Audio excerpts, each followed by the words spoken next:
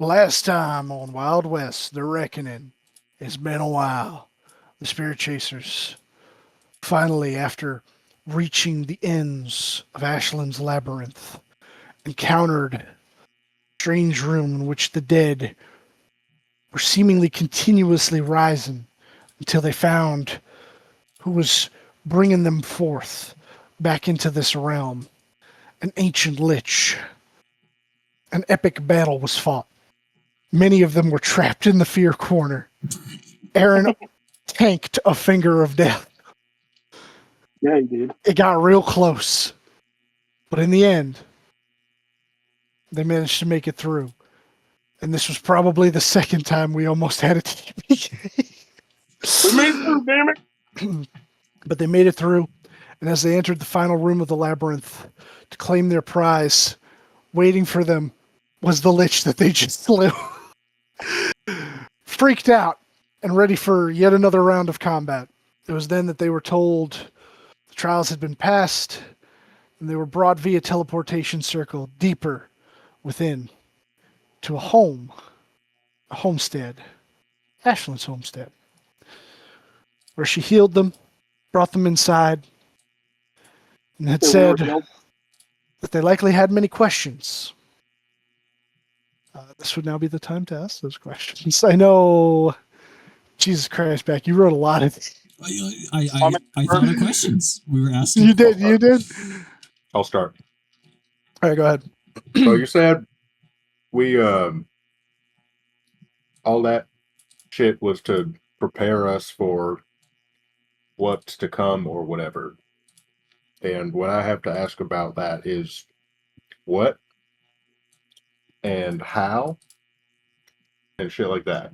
Why even? My gift And where? that I've had since birth allows me brief glimpses into the future.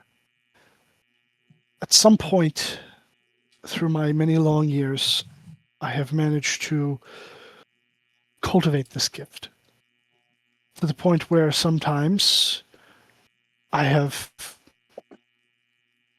been a relayer of prophecies, an oracle of sorts. Many of the prophecies were reiterations of ones gifted to those greater than me and fulfilled by groups that I never met. But in this instance, when I had my visions and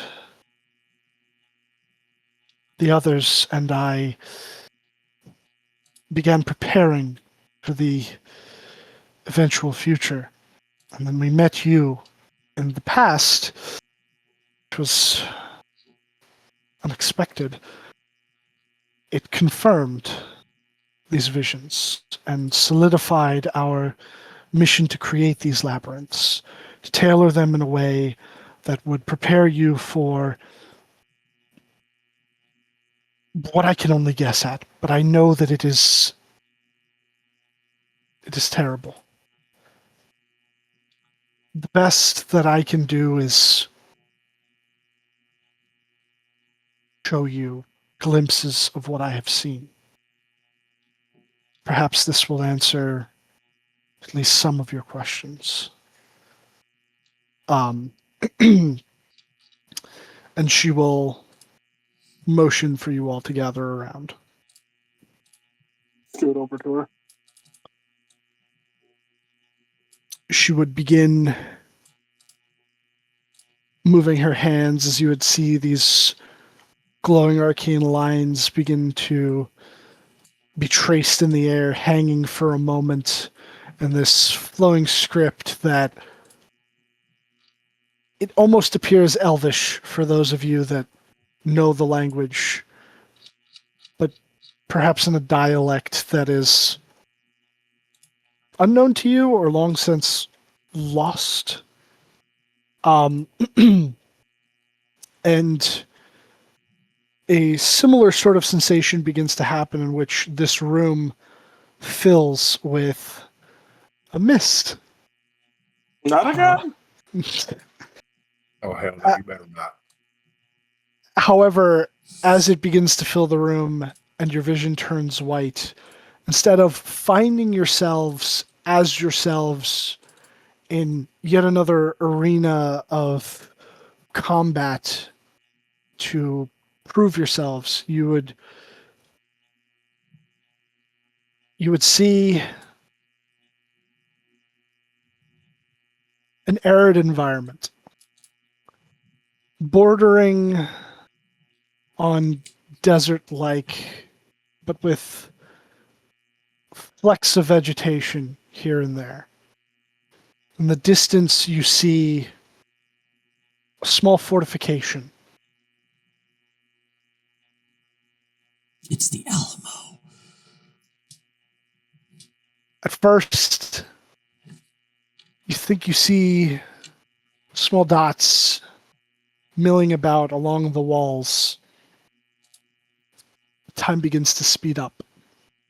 Only several days at first, as you watch a large mass of what appear to be humans wearing a similar sort of uniform, soldiers, gathering around this place, preparing horses, pitching tents, placing their own smaller fortifications for cannons. And then it speeds along. You watch as cannon fire is exchanged. Fighting continues to happen. Groups move forward towards the fortress, attempting to take the walls and being repelled. You begin to notice the days are moving rapidly. First 1, 2, then a week. Then about midway through the second week, you think about the 12th day. Something strange happens.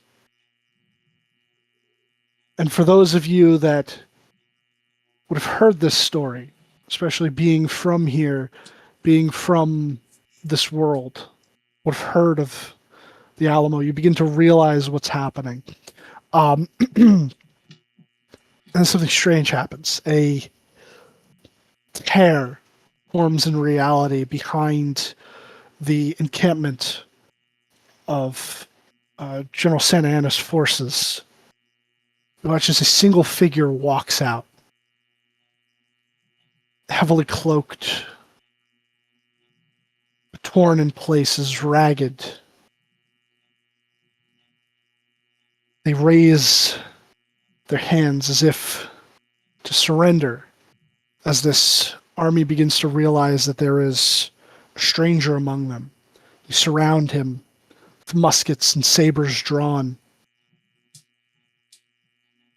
What appears to be a higher ranking officer approaches. And as they all sort of begin to focus towards this, their own fire stopping towards the fort giving way as well, this strange silence begins to fall over the battlefield. They begin yelling at this figure in a language that I don't think any of you in character speak Spanish. Well, we Except recognize it as Spanish, but like You would. No. Aaron does. Okay. I think, yeah. Aaron speaks Spanish. Yeah, Aaron does.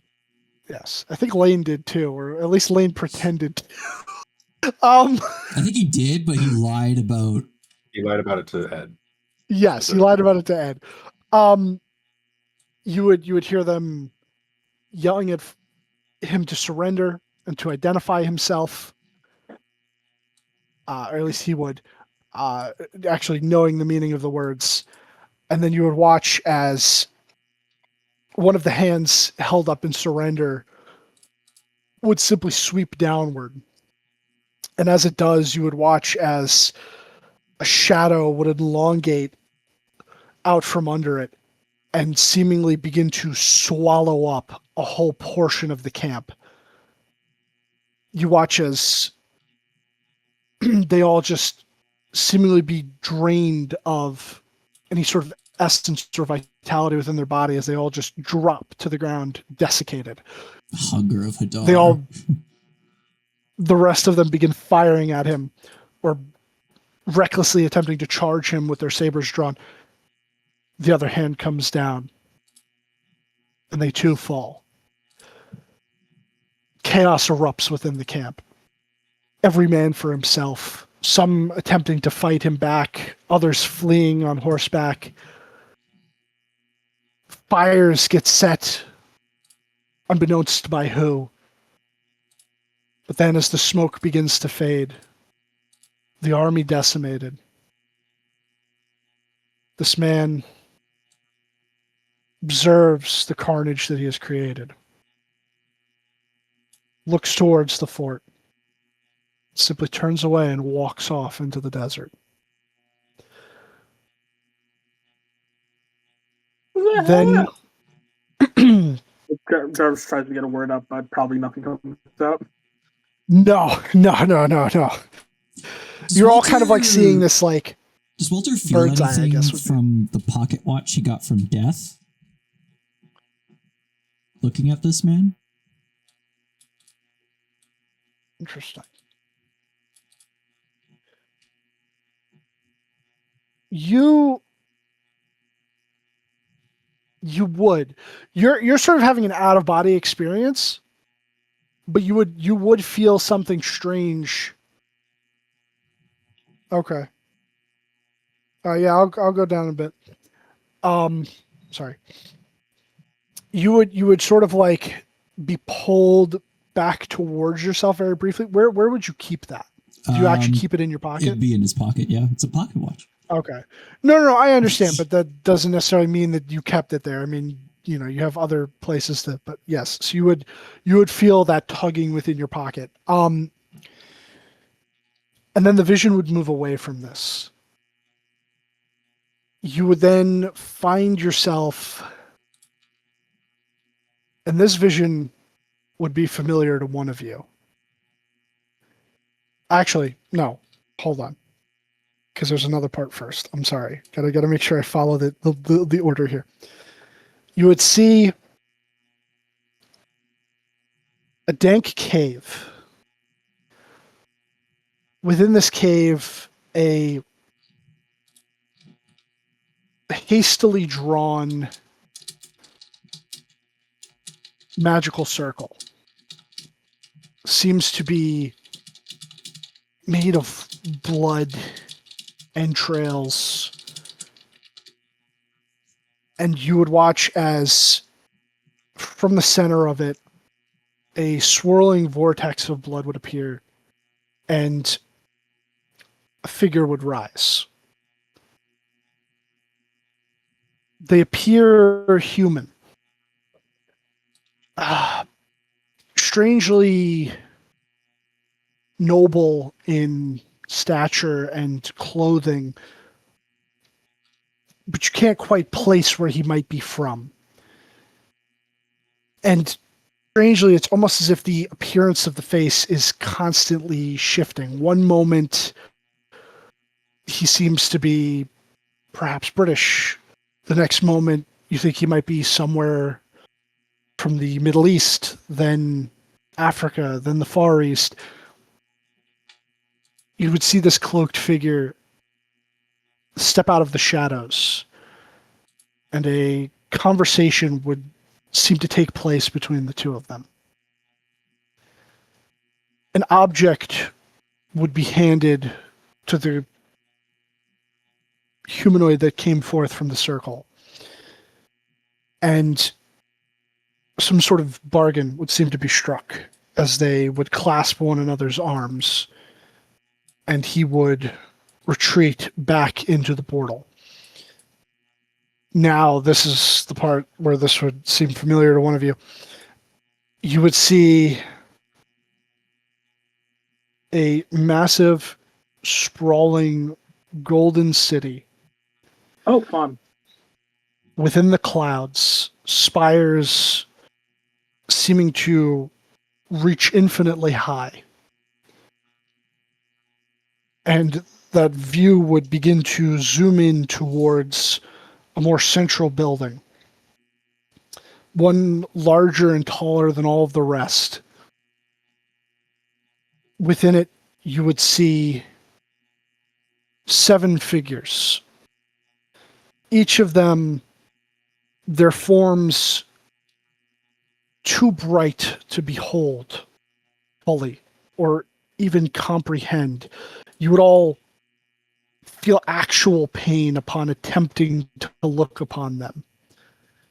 And as you look away from them and try to take in the rest of the surroundings, you would just see this large circular room with a raised sort of dais that leads to a throne. And the throne lies empty. And as you peer around, you think you catch for the briefest moment that same noble-like individual off in the shadows as you see his hand clutch that object. It would then pull away again, and this time the rest of it would come much quicker, in almost like a rapid succession. You would see this one seeming less of a bird's eye and more a first person, but realizing that your body is not your own. You would see what you believe to be the humble beginnings of the town of beginnings. Just several tents set up and a small group of mixed races from Faerun sort of gathered around a central campfire with a large cooking pot. You would see at least 2 of the other group. You would see the dwarf Bulbrum, and you would see the tiefling Rikara. And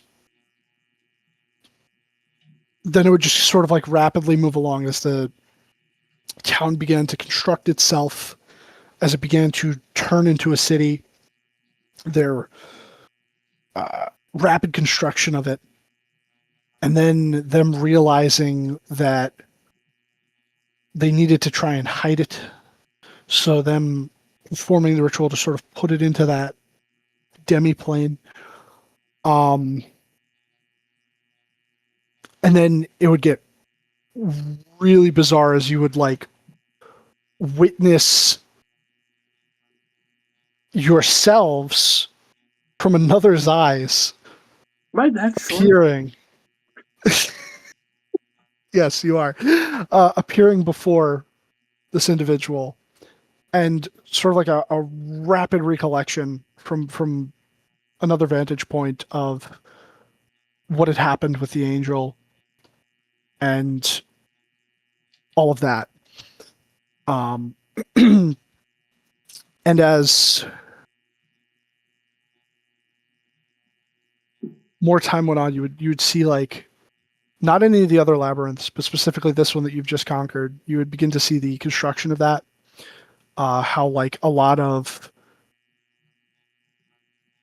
labor went into it, but also a lot of magic, a lot of what seems to be like spellcraft, golems, a lot of stuff that like maybe you didn't take notice of. You see more of those like dungeon cleaners, the slimes, all just kind of like working together to form this massive structure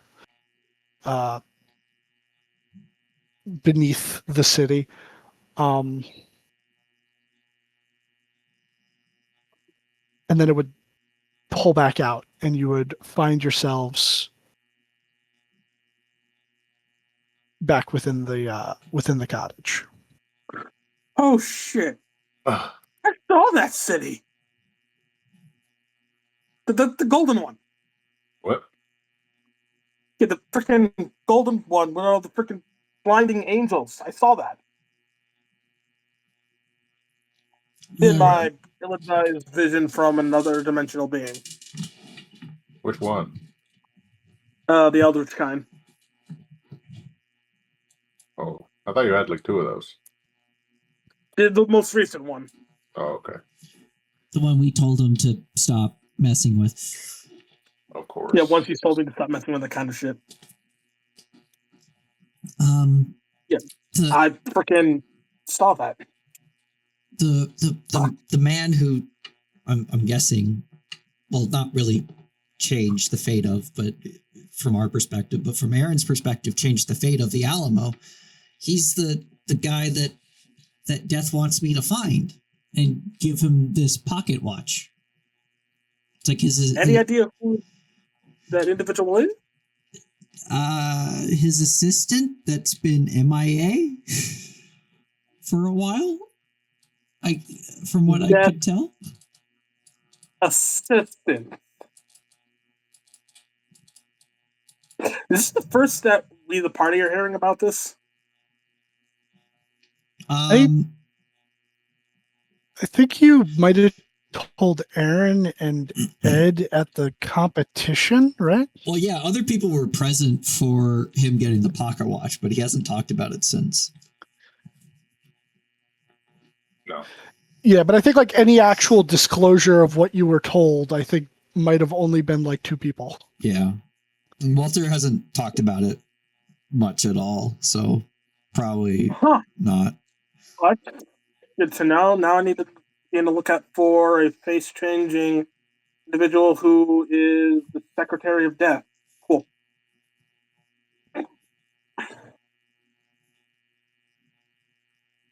Anything else? She looks, I'd say now that you're like back in the room and you see everything, she looks really, really strained.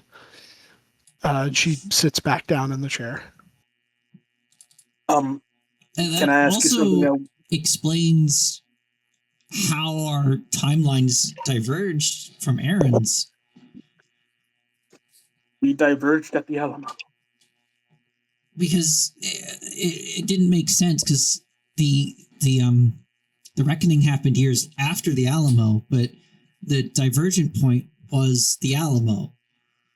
So what happened at the Alamo that caused things go differently? And turns out it was someone who works with death or works for death. Well, we're gonna have to either find some sort of research into that or something else.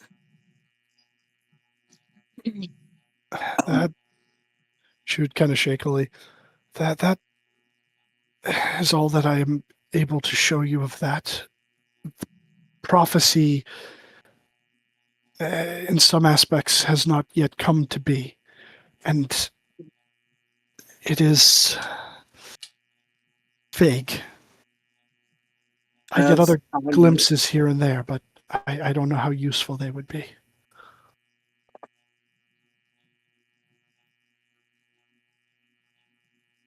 Well, that was helpful nonetheless. Now we know at least the individual who did the stuff at the Alamo is possibly responsible for the corruption of the angels. More than likely.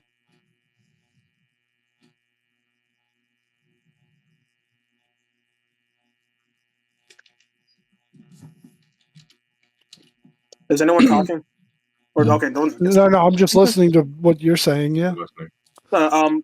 Besides that, a question that I might ask that hopefully doesn't require you to restrain yourself beyond just answering. Do you know of what the other items that are in the other labyrinths are? And if so, can you tell them what they are? Tell us what they are so we can prioritize which ones to get first.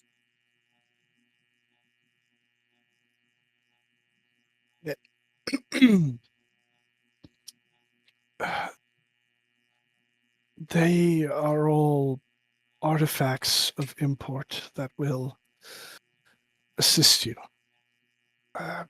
There is not one that is necessarily more important than the other. As for what they are, As you know, some of them were crafted, like the Aegis that you already possess was Bulbram's magnum opus. What was contained within each of them was to be kept to ourselves. Gotcha. The only thing that I can tell you about the other labyrinths is their general location. That is extremely helpful since the only information we have on it is based on literal eldritch knowledge that was shot into my brain.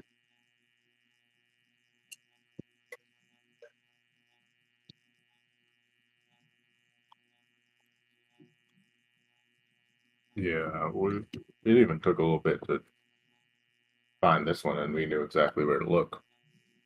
Yeah.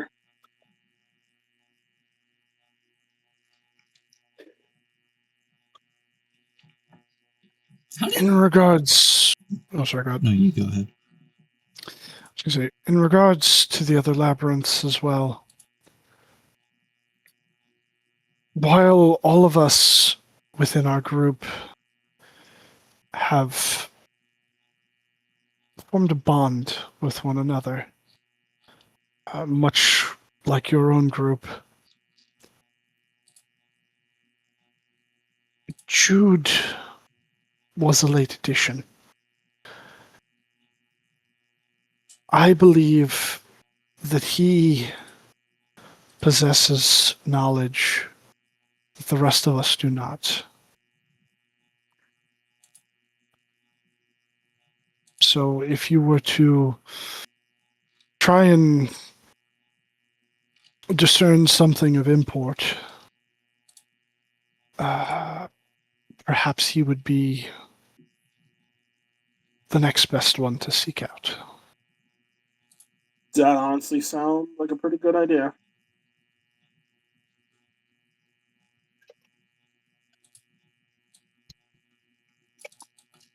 We reached out to him before, right? Yeah, he was the Yeah, Aaron nerdy sent guy him a that message. was promoted. Or was it Aaron, Bruce? right? Someone sent him a message.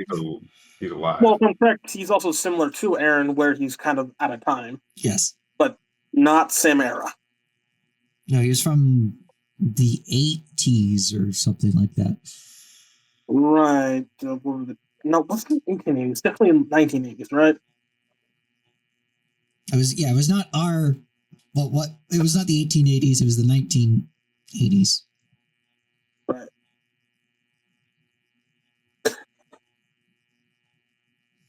He's not from the 80s. I thought he Well, was. I guess he is. He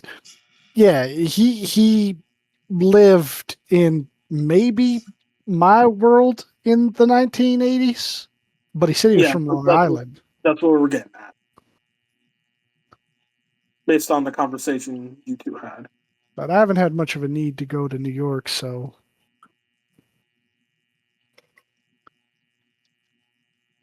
We also aren't done here yet. We still have stuff that needs to be investigating. Such as the disappearance of those people. Related to that, how have the Drow not raided this labyrinth already? Like, it's essentially in their backyard, and they know about the labyrinths, and we're actually trying to get through the one over in Washington. Was Walter there for that? No. If it was in Washington, you were dead as hell. No, it was the No. When you guys went through the when we ran labyrinth it there, back. Yeah, Walter was there. Yeah, Walter was there for that. Walter was there. oh yeah, they know about the labyrinths and are at least, the very least was actively going through one of them. How have they not found or tried this one?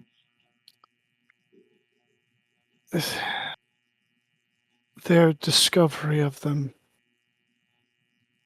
is a more recent development. They They do not know of this one, or if they do, its exact location. Because it's along the lines of how we designed them. One must be completed first in order for you to begin to understand where the others might be. But your meeting with us in the past has made things simpler. Had you never met us, I imagine through your friend's eldritch visions, and with time you would have found the others and hints toward them. Not all of them are, as you've seen, occupied by their living creators. As far as I know, those of us that remain alive are Jude, myself, and Hugh. Which one is you? He was the Crusader. Have we gotten to him or no? No. Okay. I couldn't remember the Honestly, I'm kind of surprised Jude still alive, being human. It's probably some immortal deal with their deity or something. As I said, Jude being a later addition, but then again, Hugh is also human. From my understanding, he has been alive in this world almost as long as I have been alive. Or that sense.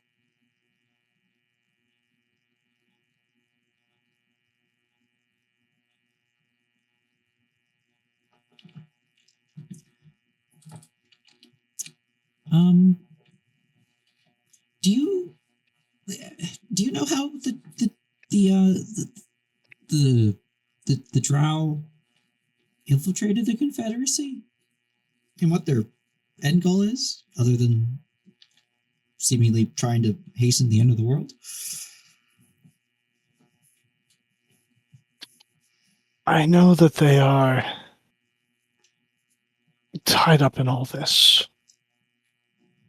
They will continue to play an adversarial role to your continued journey as to how they took power. There are bits and pieces of a puzzle that I have yet to complete. The full picture eludes me.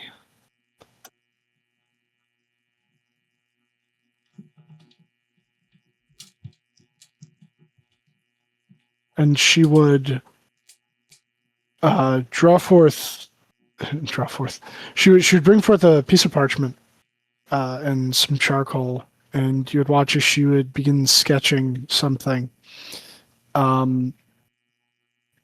You would see she would draw.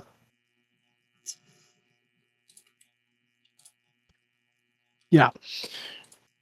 She would draw what looks like a heavily monogrammed M.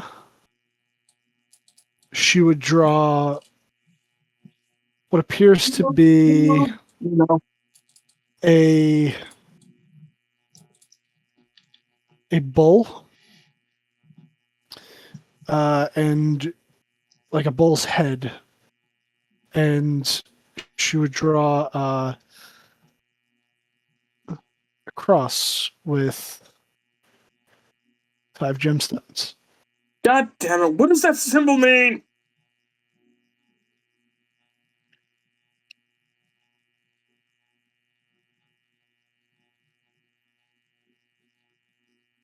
And I guess since Ed's technically like the closest, she would just pass it over to Ed. Oh, pictures. Thank you.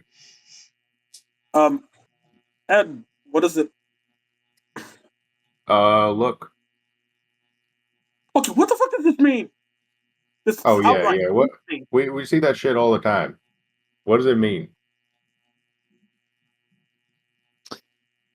Are you're pointing to the cross? The gemstones, yeah. Oh, specifically the gemstones. Well, not She looks. specifically the gemstones, the whole moniker. She looks at the symbol and she sits there and she seems to sort of like strain again, and you watch as her eyes would sort of glaze over milky white, and Hey, whoa. she would sepulcher of the eternal. That's what it means. Well, we knew that part, but we don't know what the sepulcher is. Oh, we should have said that. I'm sorry. You shouldn't be keep overworking yourself. The other one I recognize as she points to the monogrammed M, and I'd say We've seen that. yeah, you've all definitely that is the symbol of Machina Industries. The third one though, man, Is it a drow house symbol? I would say, man, this would be tough. I feel like the only person that could actually make this check in this room. Better be me. No, it would probably be Wilfred, but this is like high DC fringe knowledge. Yeah. Yeah. Walter will cast guidance on Wilfred. What skill? History. Yeah, it's history. Yeah, this would be And a I'm history. assuming, even though we were healed, I don't have any flashes. Anthropologist famously bad at I history. will use a sorcery point to reroll that. Okay. Nah, that surely ain't it.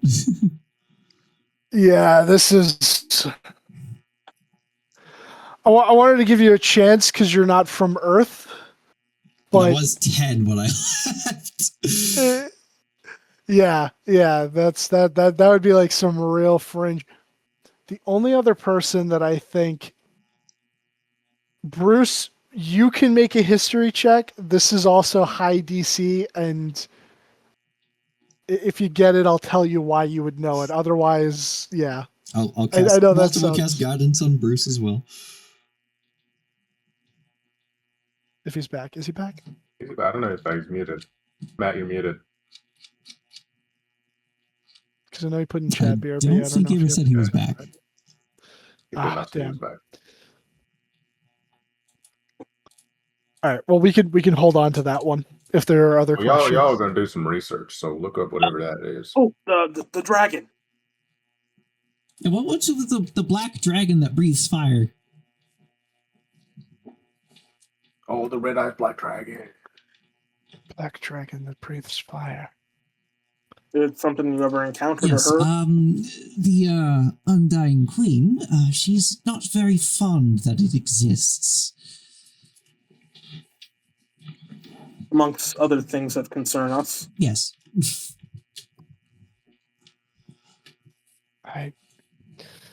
That is a strange one. I've not heard of that before. I Oh, don't believe I've seen it in my visions either.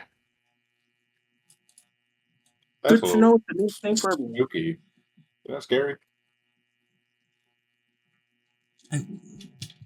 I suspect it has something to do with the sepulcher of the eternal, but Maybe it is a separate group. Okay, Bruce is back.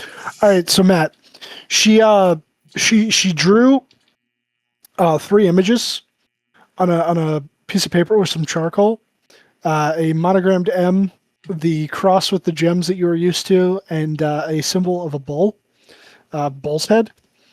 You can make a history check to see if you might remember something about that, but it's going to be a high DC. History. That You also have guidance. you also have guidance. This is true. Was it D4? Yep. Yep. History. You know what? Yeah, I did set it to a 25. I said that in my mind before he rolled the 4. I was like, this is going to be at least a 25. All right. You see that symbol, and you don't know what it means, but you've seen it before. You have this brief flash from your childhood. You remember the doctor, Dr. Palmer, and she bore that symbol Would I know that as symbol? you. No, I'm sorry, you would not.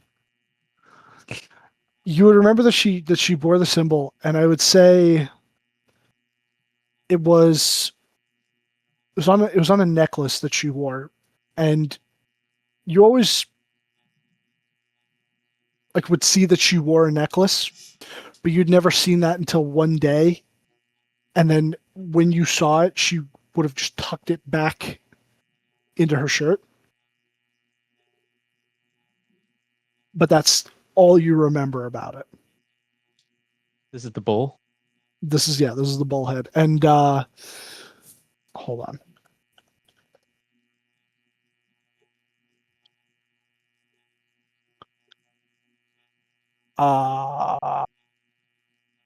Man, there's like no good image of this that not actually, you know what? Yeah, why not? Why not? You got a 25. The image that she drew seems to be missing something. And I'll say that's what you remember.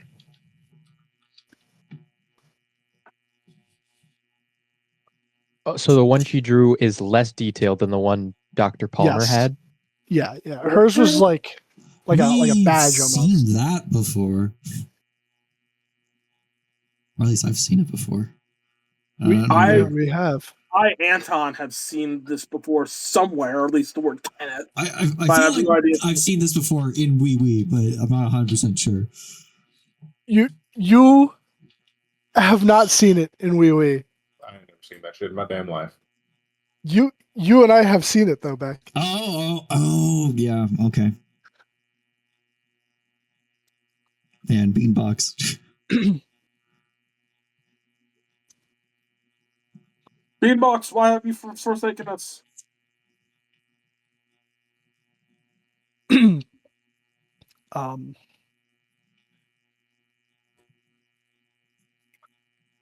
But yeah, you would remember the more detailed version. Okay. I will not disclose that with the rest of the group. Very well. Okay. Great. Keep your secrets then. Yeah. Jinx will me next week. Damn it. Because Bruce doesn't know what it is. He just knows that Dr. Palmer has it. Yes. And also, I'm sure it didn't say Canis on her medallion, or did it? No, it wouldn't have. It wouldn't have. Okay, There's literally like no image that doesn't have that tacked onto the bottom of it. Yeah. All right. So yeah, no, I'd keep it to myself. I would say that like it doesn't have the ribbons on the bottom for the house name, and that like those ribbons up towards the top would be kind of more like where the chains would be for the necklace. Okay. So I guess pendant. Yeah. What's Fox's business?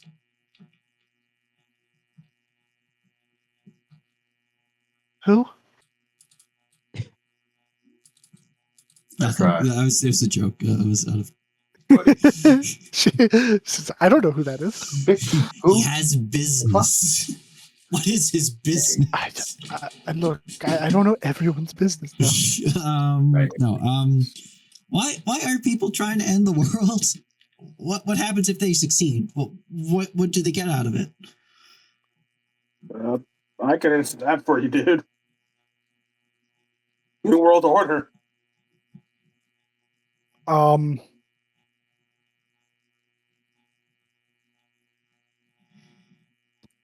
She would, when you ask that, kind of shudder.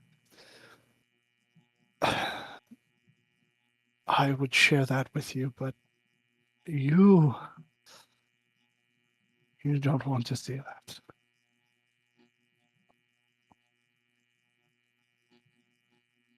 Oh, so it's literally a doomsday cult. Okay. Like And I it's said, bad. New World Order.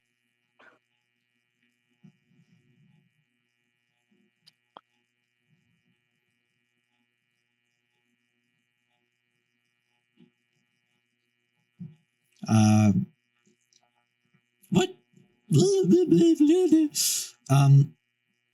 What did? Actually, no, not that one. So we kind of know Death, like the entity Death, personally. Cool. Should we trust him or not trust him?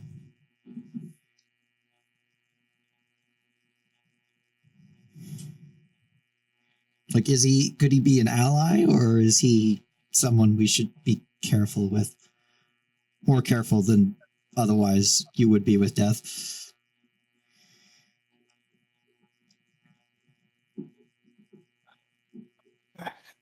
As I said, the prophecy is vague, and I do not know if the death referred within it is the one of which you speak, or of the concept, or of something entirely different. But I would say that anyone that presents themselves as a potential ally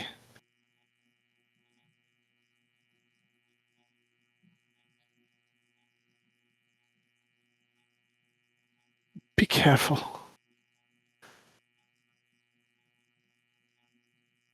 I know that sounds contradictory since we who have created the labyrinths are allies, but I do not know.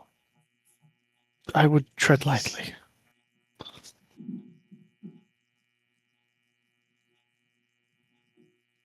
Okay, that's good to know.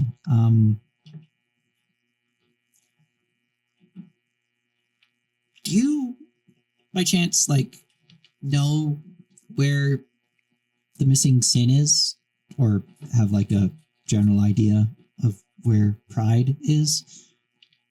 Because he seems to be connected to some things as well.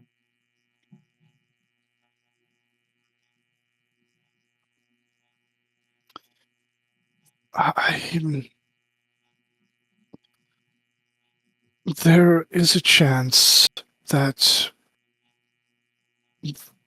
these sins may have something to do with the prophecy. Even before it came to me in its entirety, before it was set to paper, so to speak, the number 7 has been rattling in my head for a number of years. If you give me some time to recover, I can look into it for you. Yeah, that'd be helpful. Just take your time. We kind of have a few years till the end of the world, anyways. I don't like how comfortable you are with that, dude. It will not be that long, I can assure you. I simply need to wait until tomorrow. Want me to get you anything, or Want a Um, healing word or something? It is not a malady of the body, more one of the soul. Spirit. I got a quick question here. Sorry, I hope you're not too worn out to answer anymore. So we kind of figured out that we could like bend fate a little bit. So like, we heard some of us heard like when we're supposed to die, but it could change like based on fate. So how confident are you in that the prophecies being like, oh, this year's when the end of the world's happening? If SE can't push it up themselves.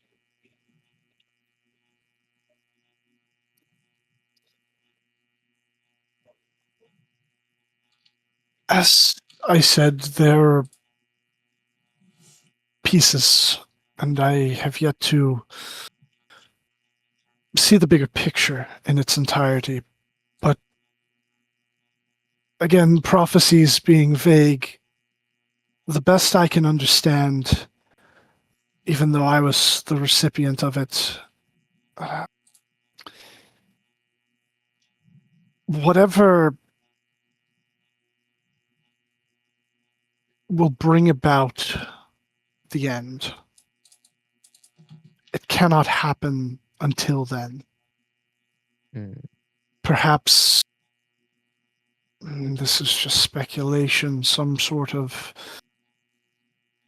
ritual, or that certain criteria need to be met before it can happen. Is there any Perhaps comets passing by around that time? I look at Aaron. oh man, I don't even know the answer to this. I mean, let's see, 1872, comets, 1872.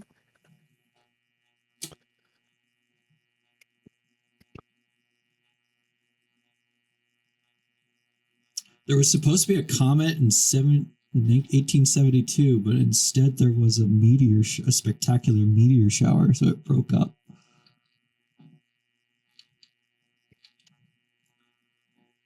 Where are you seeing this?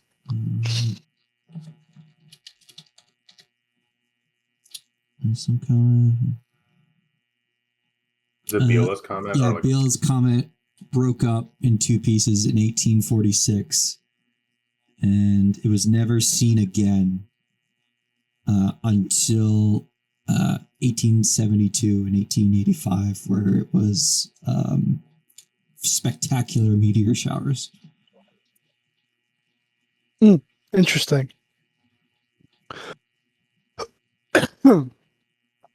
I do not know, but this bears looking into.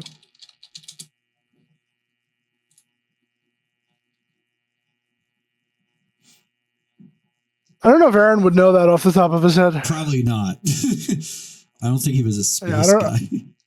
Yeah, it doesn't seem like an astrology kind of astronomy. I don't know, fucking.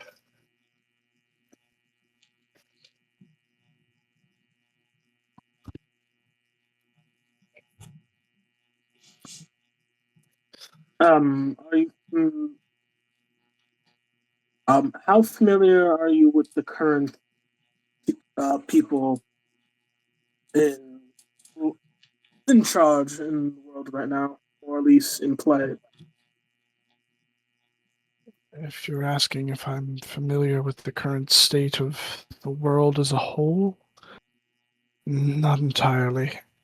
I do possess some knowledge of the current state of the country, or countries, I guess, in this instance. I know that there is a war, that it has been divided to the north and south. I know that the Republic exists and Glacier Break. Here's something I just probably should have asked before we even started doing anything here. Is time going about as normal while we're in this demi plane of sorts, or is it slowed down or something. Oh yeah, Aaron's on a time limit to get fixed. Yeah. Time within this place can be as I wish it to be. How slow are we talking?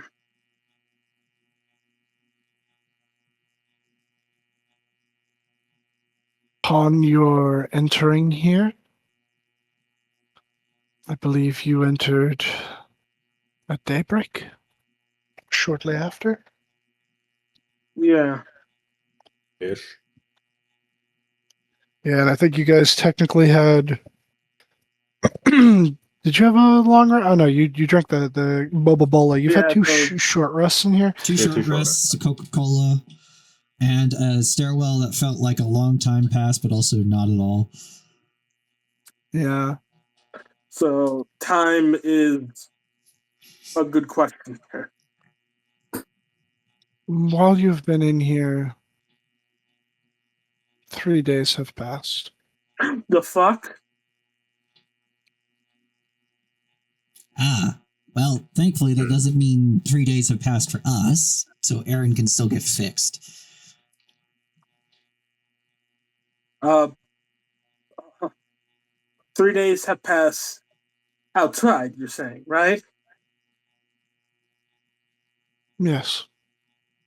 That's bad. That's really bad. I will say though, upon your completion, I've restored the flow of time to its proper synchronization. So 3 days won't have passed? No, the time has passed outside. It's just now, But since- it's 1-to-1. 1 second here is 1 second outside. Yes. Oh, okay. It's just 2 So days for the still. last however long you've been talking here, probably like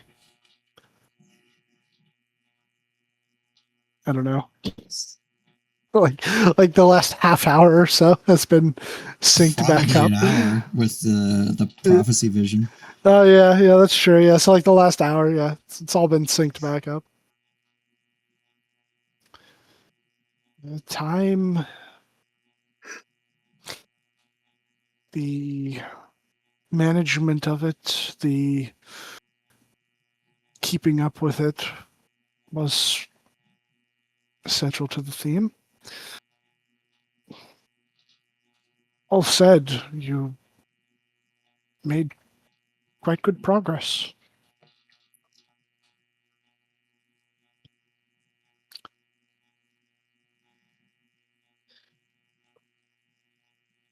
Frankly, with agree. my calculations, I thought you would take a bit longer, but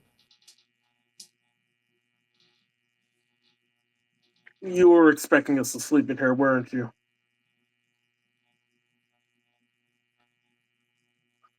well, now that you've completed it, I will say, had you and not found the gift in one of the rooms, things would have been reset. Oh, that's great. It's a good thing we didn't. Like we would have lost the damn sand. What you had acquired up until that point would have remained, but the rooms you had previously cleared, the entities would have reformed, the traps reset, and a few additional things would have been added so as to keep you on your toes. In other Right. words, Dark Souls rule. I mean, that's that feels fair. As you know, if the whole thing was about time, the general, unless that was in the plaque or like one of the writings on the wall when we first entered. I'm not 100% sure. I can't remember.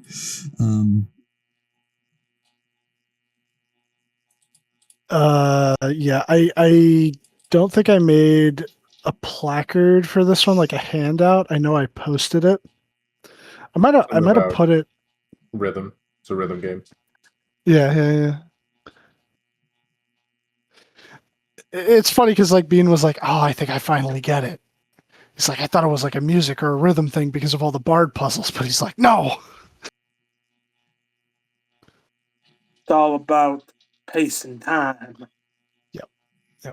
Which, I'm- in a fun sense, is timing is also very akin to music in general. It's Yeah, and like critical playing for DDR. music. It's critical for music. It's also critical for you have a time limit on the prophecy. Ah, shit. Oh, you're so smart. Fuck. It was God damn it. how well you could manage your time and resources within something that was Ooh. difficult. So Here's the interesting question. It's probably why it got so close to a TVK is because like y'all were just like we gotta push through. How aware were you of what was happening in the dungeon and its mini demi-planes? I control everything within this plane. Okay, so what was happening Yeah.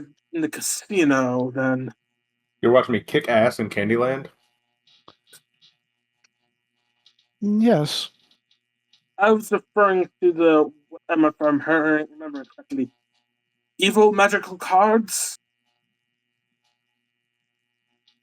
It didn't really seem like a lot was happening, to be honest. It was one of many trials. If you were not able to overcome the enchantment of the casino, you would have remained longer. And that would have wasted more of your time and increased the chances of a reset.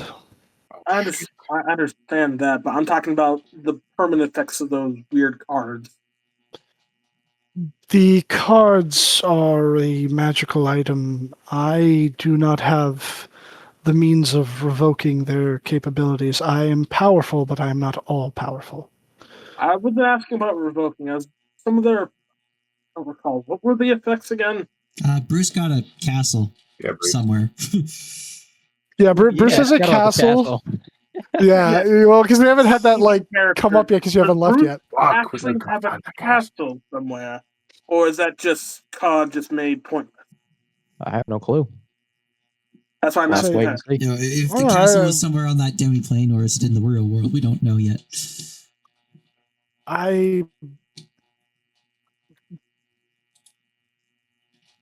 Joker possesses a variety of magical items. Their effects are not negated by the fact that they are within the demi-plane. As I said, I believe it is a deck of many things. This is an item that above board. I don't know what the fuck makes it or what the actual lore behind its creation is, but I mean, like, Don't worry There's about many it. different scenarios. it's an either- artifact level thing. She can't affect that. She can't stop don't worry that about it. from I'm happening. not asking her if she has effect on it. I was wondering whether or not we actually have a place outside here, or is it basically a moot point from trying to.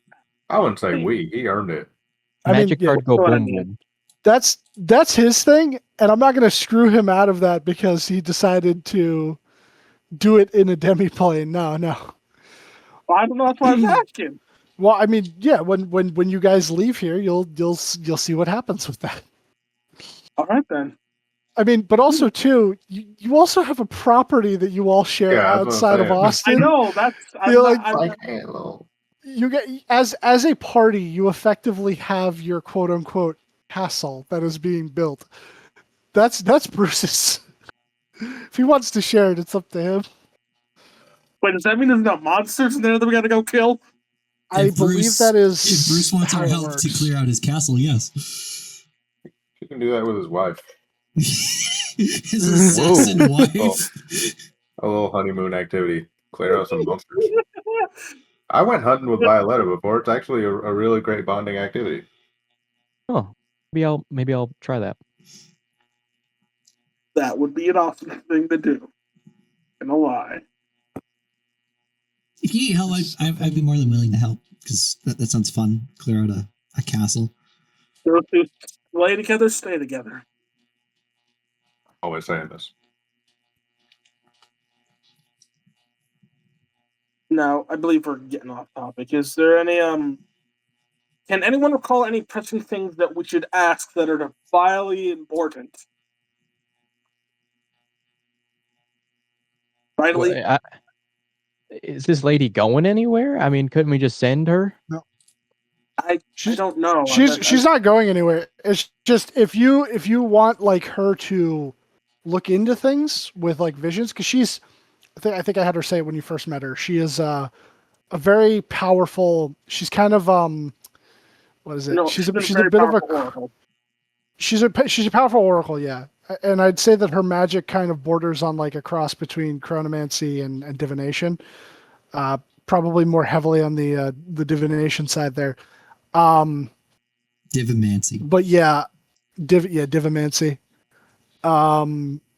But yeah, so like if you want her to divine shit, you gotta wait till tomorrow. And now that the time's synced up, you would just be waiting until the next day. Although once we leave, she could speed as- up her time passage. She could, yeah. I gave I myself mean, a week break. It's been 5 minutes. She could technically do it now, but then you guys would have more time wasted in here, and that's up to y'all if you think that it's important enough for I her don't to want do to it. do that. I don't want to put any more innocent people at risk that are apparently a thing. Yeah. So, but yeah, I mean, any question you want to ask her though, just like regular, yeah, go for it. She's not, she's tired in the sense of like she can't divine anymore. But yeah, you could ask her whatever you want to ask her. What did we do that tied us to this prophecy? Or were we always connected to it before we were born? Oh, it's more like happenstance. This is something that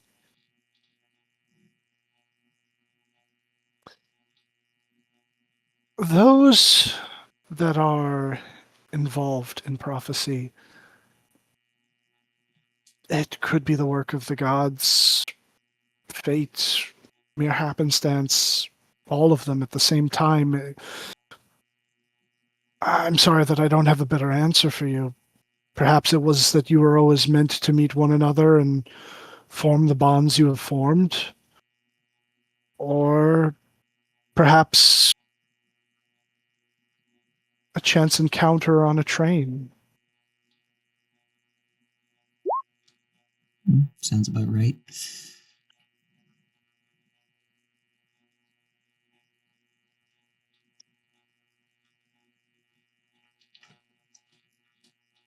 Well, that's all my questions I wrote down. Yeah, you even asked about Vox's business. Ed, you have any questions? Do I have any questions? Hey, man. I'm kind of quiet. I have a hard time figuring out the kind of things I want to know, but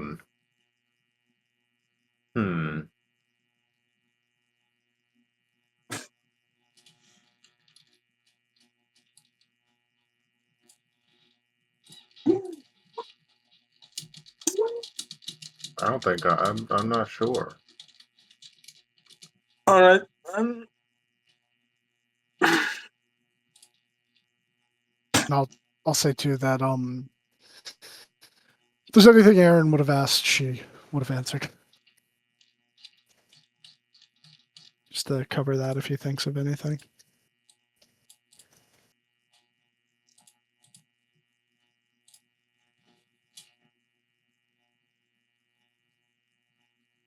How much do you know about us?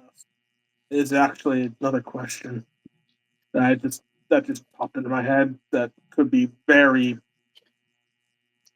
potent.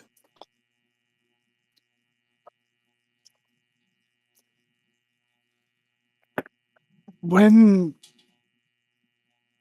I received the prophecy, the divining of it in its entirety, I was granted flashes of the individuals it may have been about. The best way to describe it is rough shapes, almost like shadows, but more colorful, blurred. But I knew that when I saw you in the town of beginnings that you were the ones. Alright. But since being in the town of beginnings, have you ever, I don't know, actively looked into us?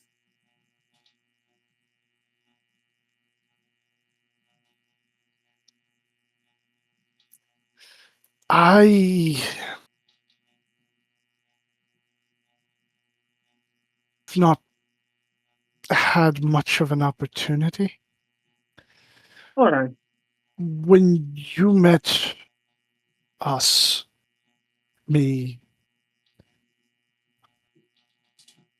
that was the first that I was ever sure of who you were. But as I said, it confirmed that we needed to move forward with our plans, finish the construction of the labyrinths, prepare for the future. A lot of time and effort was put into that, and time is a strange thing. Knowing of you is one thing, but until you made yourselves known to the public, once you became a group, some odd 6 months ago, I have followed what I could, what was made public knowledge. I know that you are the heroes of Austin, that you are the guardians of Gate Town, that you have already proven yourselves in many different ways. Saber's a Capable Valentine as band. well. Don't forget that one. Of course.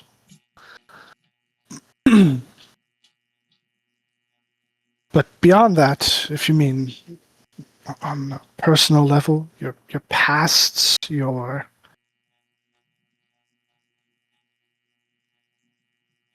complete personalities, your More familial so, ties, no.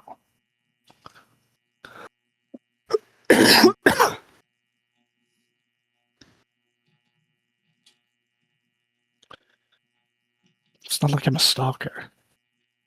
well, I don't know, spying on us, making sure that we are dead. I mean, if you mean keeping occasional tabs on you to make sure that you were still alive, I'm sure. Yeah. Once or twice. Good to know.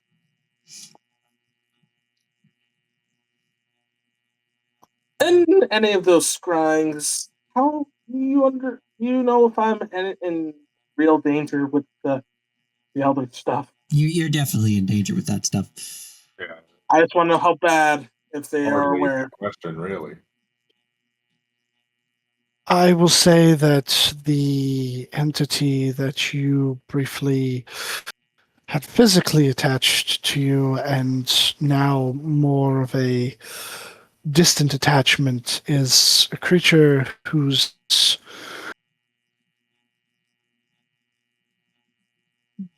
being is not something that I can safely look in on. Okay, it's fine. Is it? I Can will offer the is, same advice I offered your young friend there. Tread is it, carefully.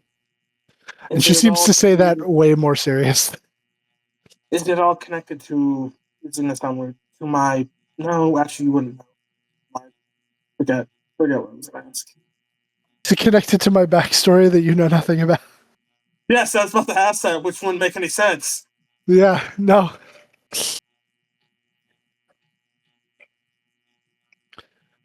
I only know as much about you as what other people know about you, and that's pretty much general knowledge.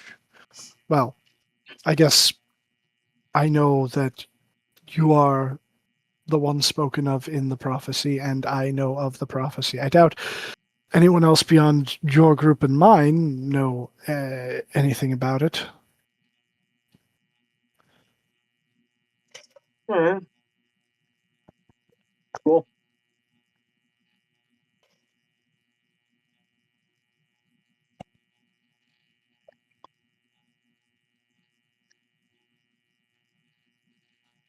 Well, if no one has anything else to ask or say at this time, any words of But yeah, wisdom you'd like to head uh, out?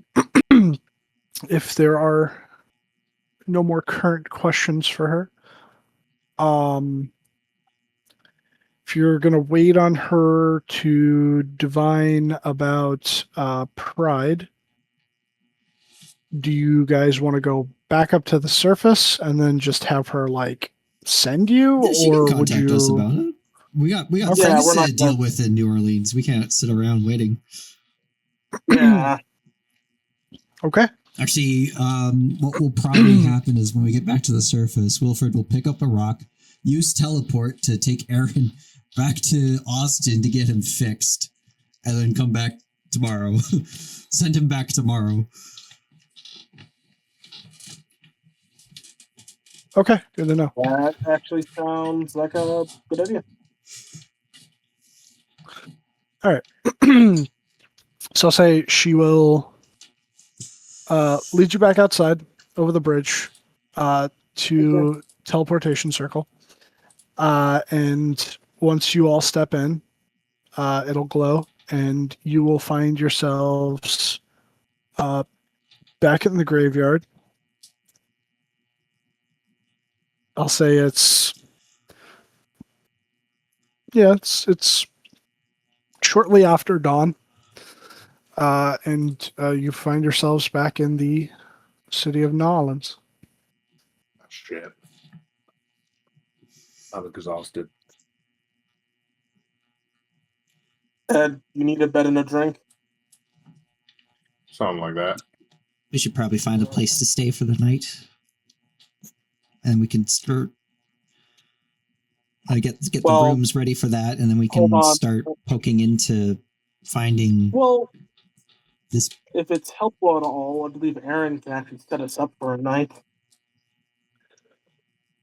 Oh yeah, he's a landowner. Yeah, I mean, I can. Does he have a spell slot? He has a spell slot. Oh, I forgot about Yeah. that. I made sure that he had one They're towards the probably end. the landed gentry.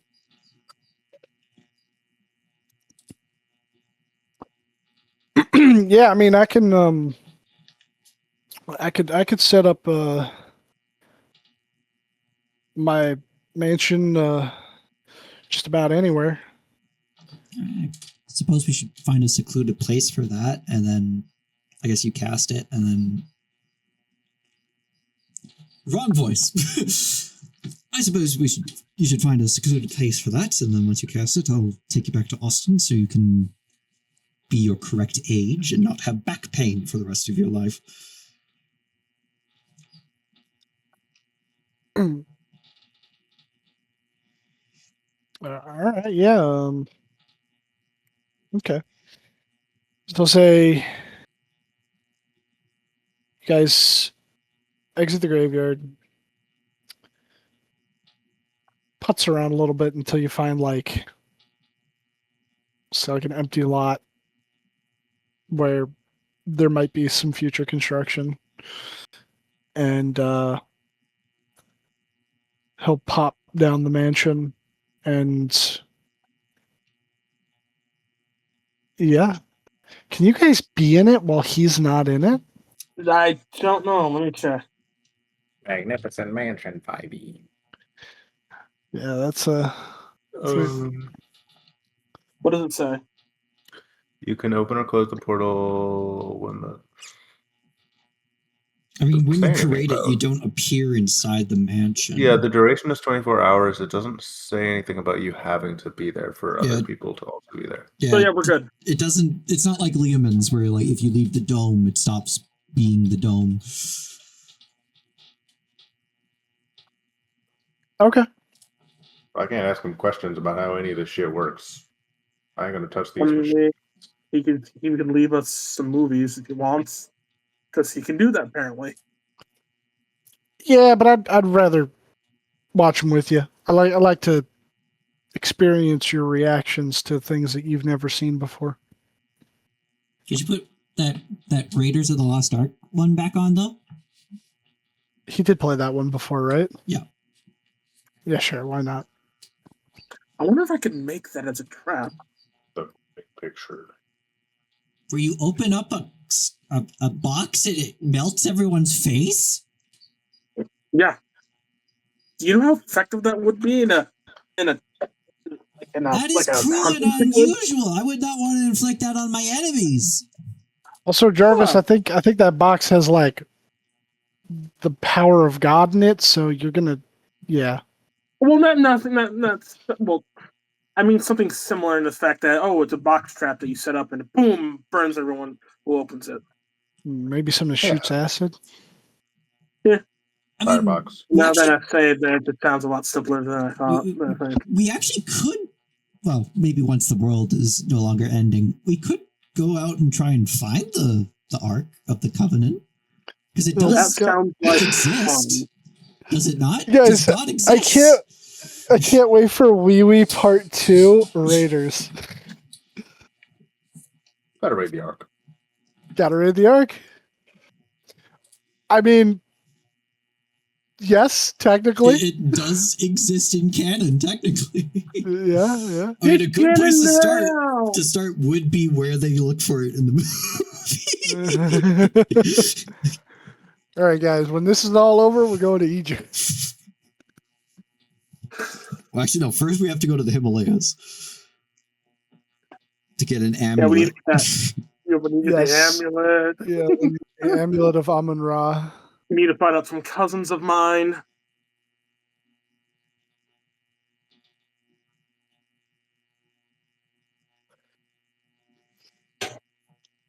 I hate how I Google Raiders and it doesn't give me the movie. It gives me the damn football team. Damn it. That's fucked. I know.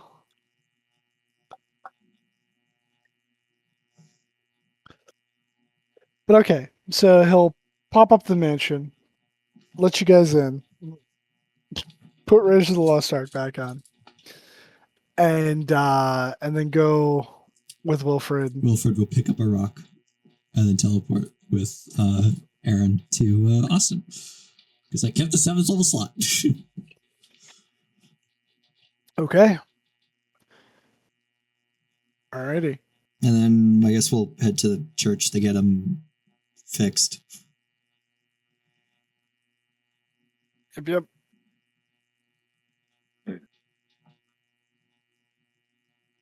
Yeah, so I'll just say for simplicity's sake, you go.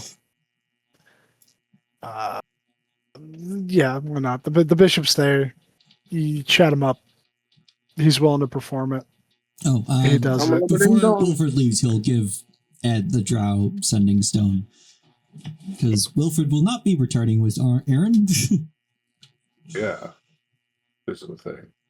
Because he has work in covering up And the family. existence of the town of the city of beginnings. And a family. And the family too. Yeah, and a family. Yeah. All right. And if there's anything that he ends up wanting to say or do with you before you guys part ways, I'll say that he does that, and I'll ask him about it next time. But yeah, you guys go get him greater restoration, I believe, is what Greaterly y'all were restored. looking for. Yeah, greaterly restored. And then I think he'd have to spend the night there so that he'd get the spell slots back to be able to come back to y'all. I think so. Yeah, I can't cast teleport again to send him. Oh yeah, you could cast it and not go through with him, right? It doesn't say I can't. It doesn't 'Cause say if- teleport yourself and It says yourself and creatures Oh. that are willing. But can I That's why not be willing? But then I Well, think no. then it just fails. Yeah. because you and willing creatures, so it's got to yeah. also be you. Damn. Yeah. Okay. I mean, Aaron did study the teleportation. Well, he looked at the teleportation circles we walked past. He can use those, I guess. Yeah, I think he got the one that was at the entrance, right, of the labyrinth. Yeah. Mhm. So yeah, so you could just do that and then walk back upstairs. So sure, we'll say he does that, and another day will pass. So it'll now How be you close Wilford's sheet? Give it a long rest. Close the sheet. Don't need to think about that for a while. Wilford, we need you. No. January 11th. No. Yeah, abandon your wife and 2 kids again. Come over to the other side of the country. Yeah, We got shit to become our do. wrath.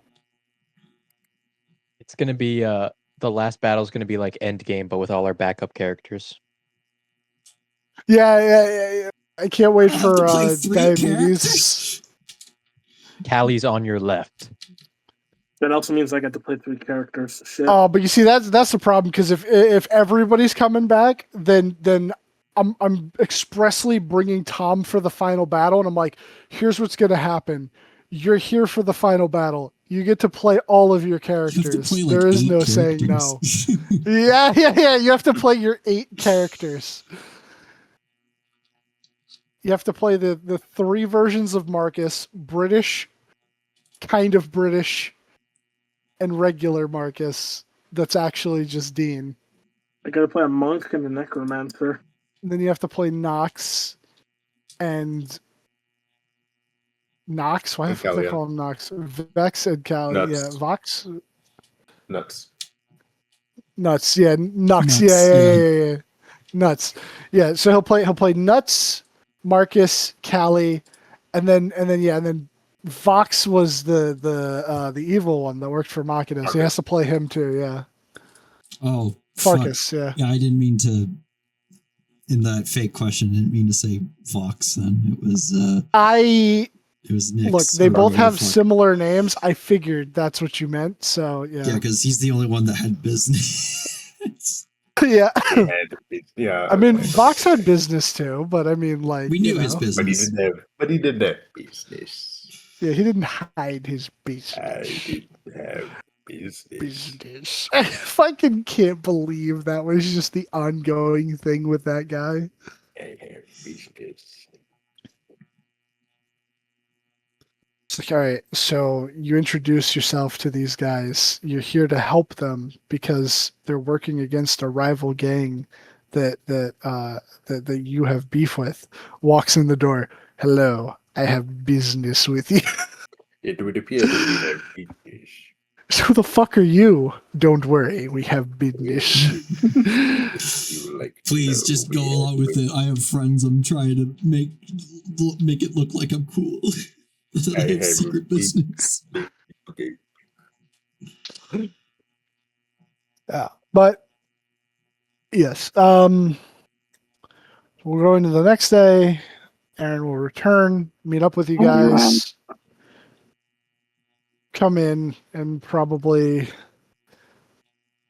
close the place up, and you'd all be shunted out because that's what it does. And then the day is yours. All right. First order of business. Is there an apothecary or something somewhere nearby? An herbalist? What do you Probably. mean, Dad? Look at my hands. Now look at the back of my hands. I forget what's wrong. What's wrong with the back of your hands? I'm fucking dry. I'm Your dry cuticles grow. It's everywhere. outrageous. Yep. Oh, you need some moisturizer. We gotta do so. We gotta do something about this. Yeah. We need some creams. I'm gonna go get some real nice creams. Let me dish out some Okay, quests. Yeah, easy enough. You just ask some guy in the street, hey, where's the nearest apothecary? I need me some lotion. And he's like, "Oh shit, you need it." Yeah, you need it, man. You're ashy as fuck. And yeah, he'll point you over, and lotions. I don't know, costs a couple copper. Give me a What's the couple. lotion on the I skin? Where else gets want to going? get some real good. I wanted some sandalwood. I'm gonna drop the 3 silver. You get drop 3 silver. All right, yeah, you Yeah, get some something really nice. high quality skincare Give me products. something nice. Give me some nice skincare. Yes, sir. You already feel it working, and you smell great. Oh, it absorbs immediately. This is perfect.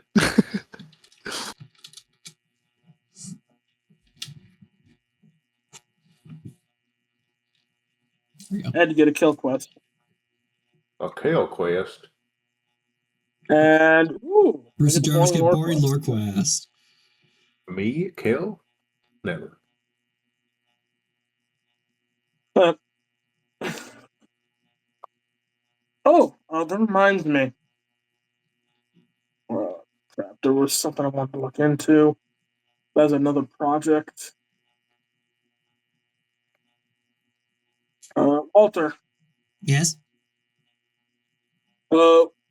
quick question: would you benefit from a mobile forge? I mean, I'm not always making weapons on the go, so it's not that I couldn't use one. It's just I don't know how often I'll be using it.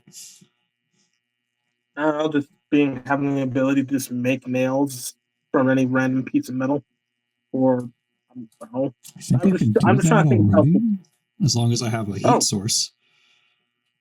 I was thinking like maybe like an anvil or a hammer that heats up stuff for you. Hot hammer. Yeah, I'm just trying to think of projects and whatnot. Hot Like hammer. I still need like a magical amp for Aaron. Yeah, I I did say just you were gonna make need him something like that. open flame hot enough to make metal pliable, and I can either repair a damaged metal object for 10 hit points for every hour of work, or I guess make a nail. or other things like that. But like make a sword, Just make a no. damn nail. Gonna need a bit Like a more than nail, that. like a little horseshoe.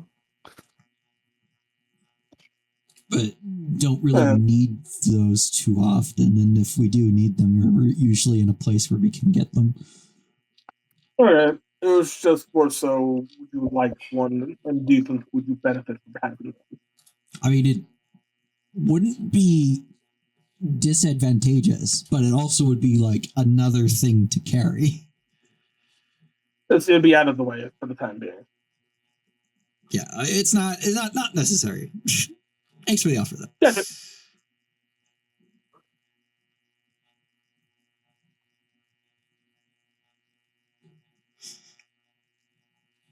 Okay. Now, where are we searching for this missing people again?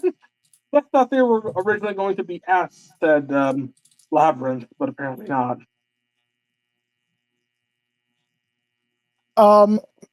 Okay, so for the things that you It's been so had, long since we talked about this in game. yeah, for the things that you had to investigate here, there are 3 things. Actually, technically 4 things, but one of those might be related.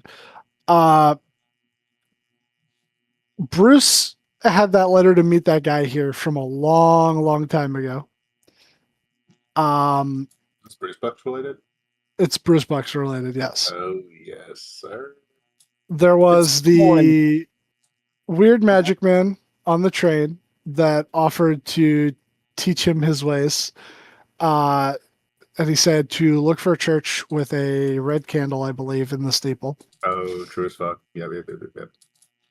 And then when you had went to Circus Place, you had been told that after meeting the leader of effectively the Underground Railroad here, that there was some contractor chicanery going on in the city, and I believe they gave you a lead of an orphanage. Right. And then We also need the to clear out a warehouse, a drow warehouse or something for another drow it's house. that was you were asked by a man by the name of Jack, who told you that he was drow by the name of Jack, who told you he was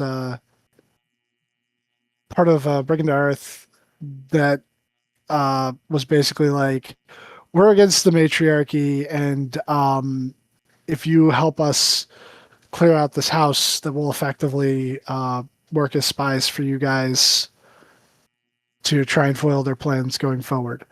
So he wants you to clear out House Obladra's blah blah blah blah, the fucking Bloodwood, Baldur's Gate. It wants you to clear out their place, which is somewhere beneath the city here. Yeah, we thought the labyrinth would be connected to that, and it was not. It was not. No. Okay, that's where I got confused. Confuzzled. Now let's see confused. Yeah, we were kind of guessing on that.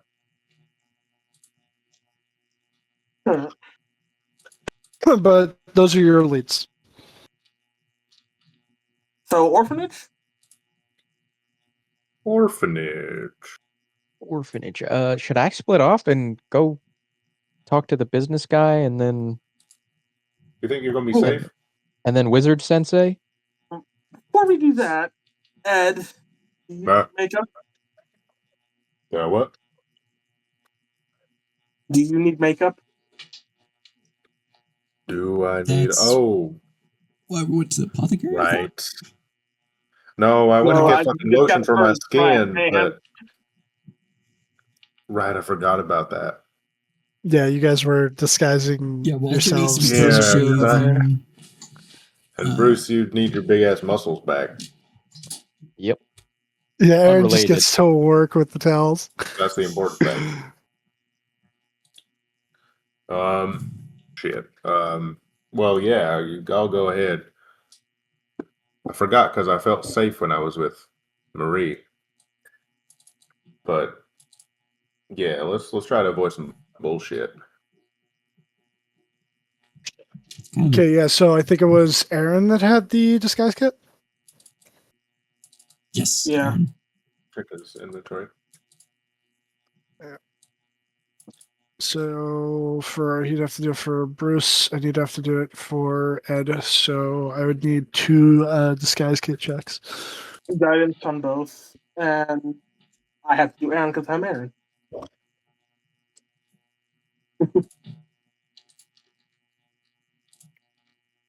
And I also need on the cheat that he had a long rest.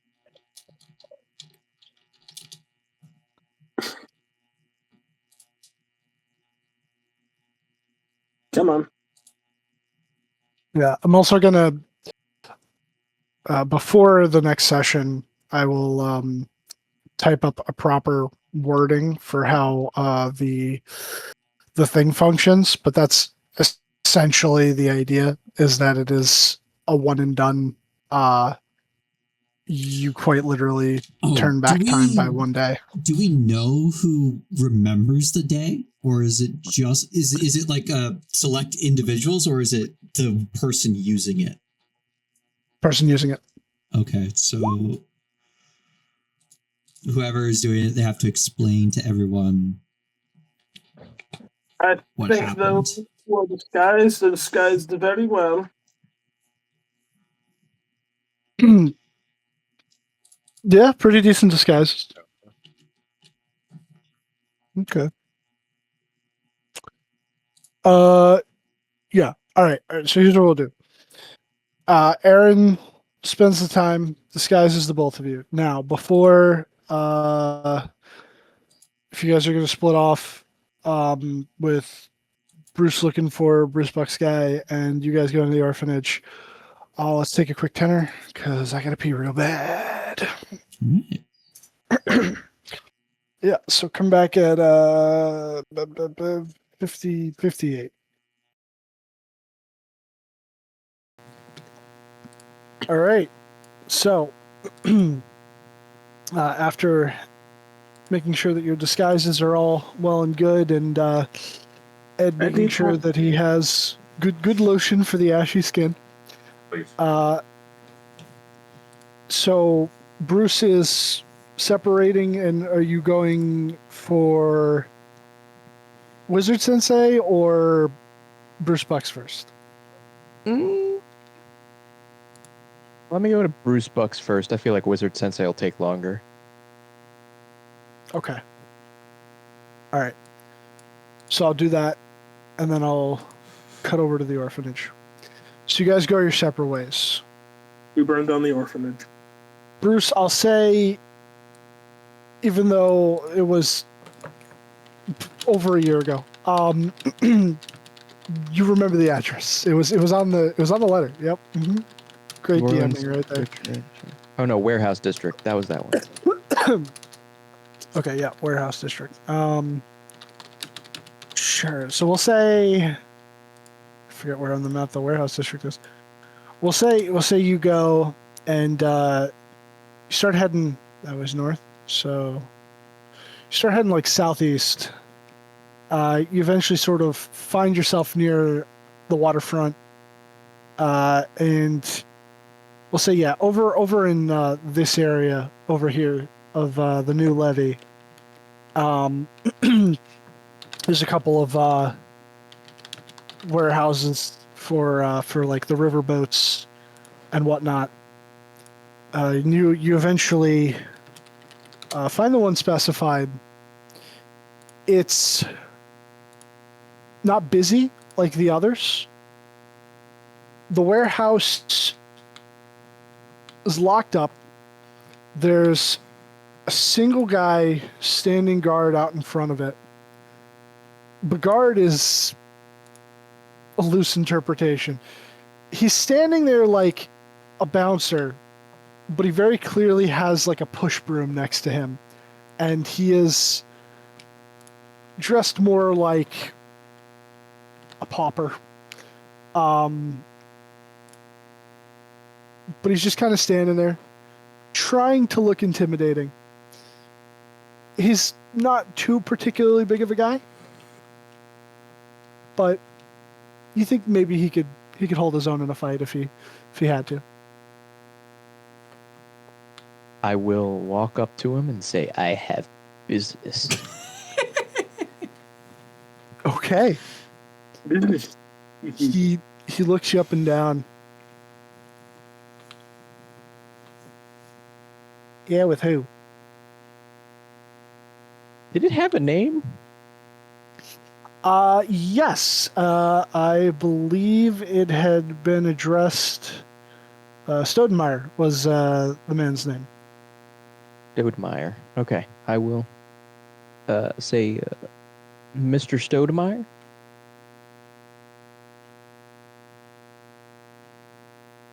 You Summers?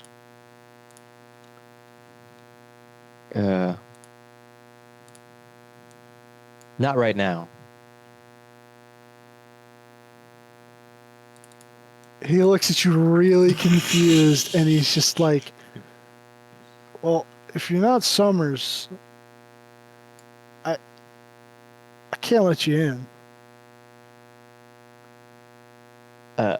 I'll move it, lean in a little bit and say, I am Summers, but just keep it low profile. I don't want to draw any unwanted attention. Okay. Sure. And he turns around and like pulls out a key ring, unlocks the door. He just kind of holds it open for you, and he's like, "Go ahead. Boss is inside, second floor." All right. I'll tip my cap and go up to the second floor. All right. So you come into this warehouse, and it's a decent sized warehouse. The objects held within very sparse. There's like a stack of like maybe 10 crates further over in the back. There's what seems to be like there's something really big immediately over to the left, covered in like a massive white tarp. You see a set of stairs further past it towards the back that like go up to not really so much a full second floor in the sense of just like it leads up to a series of catwalks that go up above where you see like a bunch of like levers and pulleys and whatnot to, you know, sort of like impromptu crane move stuff around if they need to, but nothing of like too much weight. And a small sort of area that's kind of like cordoned off with there's like it's like a corner office. There's a window and a door on the one wall, and then the other wall is just like a regular one, but it doesn't come like all the way up to the roof height. It's just about like just below average wall height, but with like that open sort of like ceiling thing. Mm-hmm. And as you sort of like take everything in, are you just immediately proceeding up, or are you? I mean, I'll take a once over of everything, see if I notice anything that I don't want to die here. But yeah, if there's nothing immediately drawing my attention, I'll walk up. Okay. All right. Well, you don't have the best passive perception, but if you're actively looking for something, go ahead and make me a perception check. Like you're trying to look for like an ambush or something like that.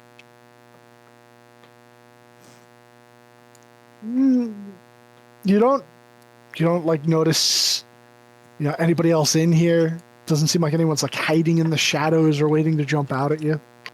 Okay. Yeah, I'll go up. All right. So on the sort of like frosted glass of the door, because the door has a little window too, you would say like very like neatly hand painted D. Stoudemire. Or Stoudemire, sorry, Stoudemire.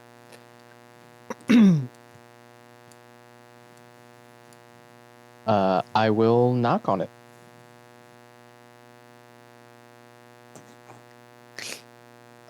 Come on in, door's unlocked. I'll open the door. I'm Bruce. You might not be able to tell. Muscles aren't real, but it's me. Okay. All right, and that's your organs. So as you come in, there's like little desk, like a rolling chair behind it, another one like in front of it. He's got a bunch of papers like strewn across the top of the desk. Little like oil lantern. It's kind of like dimly going, just because like it's a little bit darker in here, even though there are, you know, like windows. There's not a lot of natural light. There's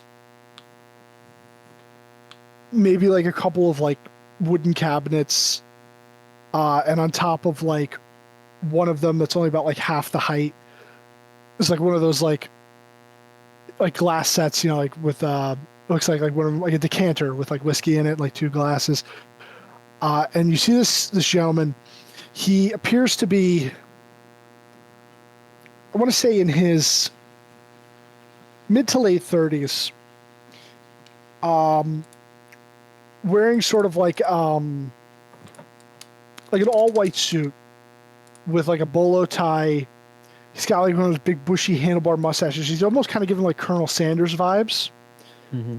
but he's wearing like a right proper like gunslinger style hat. And you see like the band around it looks to be made out of like rattlesnake leather, has a couple like bullet loops with rounds in them, and a peacock feather just kind of like tucked into the band sticking out the back. Ooh. Well, Mr. Summers, to be honest, wasn't sure what you looked like. We never met in person. I had just left you the letter. Yeah, I don't normally look like this, but it's me. I'm sorry, just for verification purposes, do you still have the letter? I do. I'll take it out and show it to him.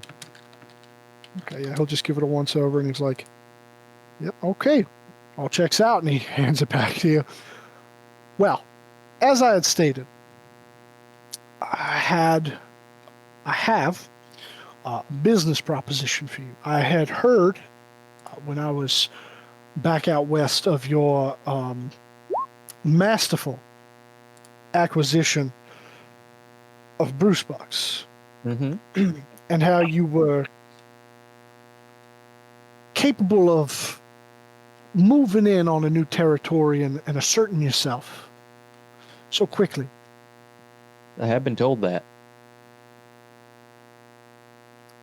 Well, I'm glad that I'm not the first to notice your genius. Now, I am a man of call myself a jack of all trades, master of none. I have been involved in quite a number of businesses over my storied career, and the opportunity that I have for you here is one that I think could make us both a lot of money. Go on. What do you know about steam engines? I've been around my fair share. I used to be a trained jacker in my untamed days. Man of culture. See. Well, I too have been involved in the relocation of other people's assets. Allegedly. And I personally have never dealt with the train variety, but I'm sure, as you know, that the market for the railways has been monopolized by Machina Industries. Mm-hmm. But primarily, most of their freight that travels across this fractured nation is all done via steam engine. Now, as I said, I've done many a job, and I've made connections over time, connections with individuals that are more inclined to different schools of thought and means. What I would like to present to you, and he just kind of like starts leading you out of the door and back down the stairs as he's kind of like, and he brings you back down to the large tarp. And he goes, now, I do not fully understand how this works, but from what I have been told, if enough initial capital, or if you're not comfortable with capital, effort is invested in this, we could knock Machina out of the run. Let me just let it talk for itself. And he grabs the tarp and pulls it off, and you see what looks to be some form of locomotive. But you notice that there's, while it's similar in design to a steam engine, in terms of like looks, you're noticing that there's no smokestack, and being able to like see into it, and it's kind of more like a loose frame. The actual like car portion of what would be like the entirety of the engine, like, you know, like where it connects to the rails and everything, that part isn't there, and it's kind of like up on a bunch of these like wooden trusses, and it's kind of like hollowed out in certain places. But you do see, being a individual inclined to the arcane, you see rune work along the metal bands, and you see these strange crystals within, kind of emanating a low light. And he goes, if constructed properly, and if we are able to acquire the resources needed to construct more than just this here prototype, this here locomotive would triple the speed output of anything on the market. You would be able to get from the East Coast to the West Coast in a day instead of over the course of several to a week, so long as there weren't as many stops.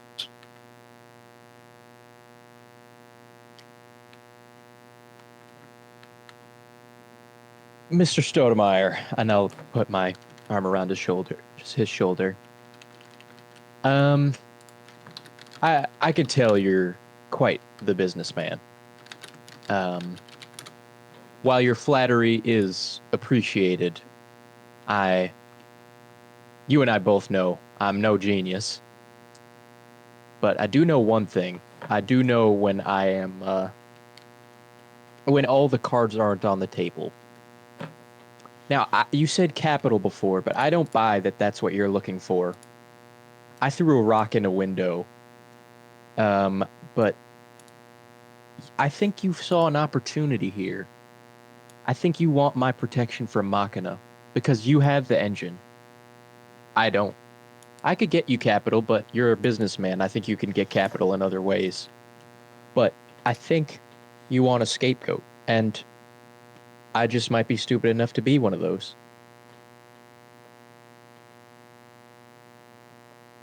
Now, just to be clear, I did not use those words. Of course. This is, of course, unneeded. But if we are to put our cards on the table, you would be correct in your assumption. This device here is sure to earn the ire of one of the wealthiest men in this nation. And protection is definitely something that I would also be needing, but where you would come in with your expertise, and I would, in this instance, call you a genius, and this is not just for mere flattery, I would need your expertise with your more wilder days to acquire for me the material to not only complete this so that it might fully function as intended, but to be capable of building additional models. And those materials would happen to be in possession of a certain wealthy individual. I see.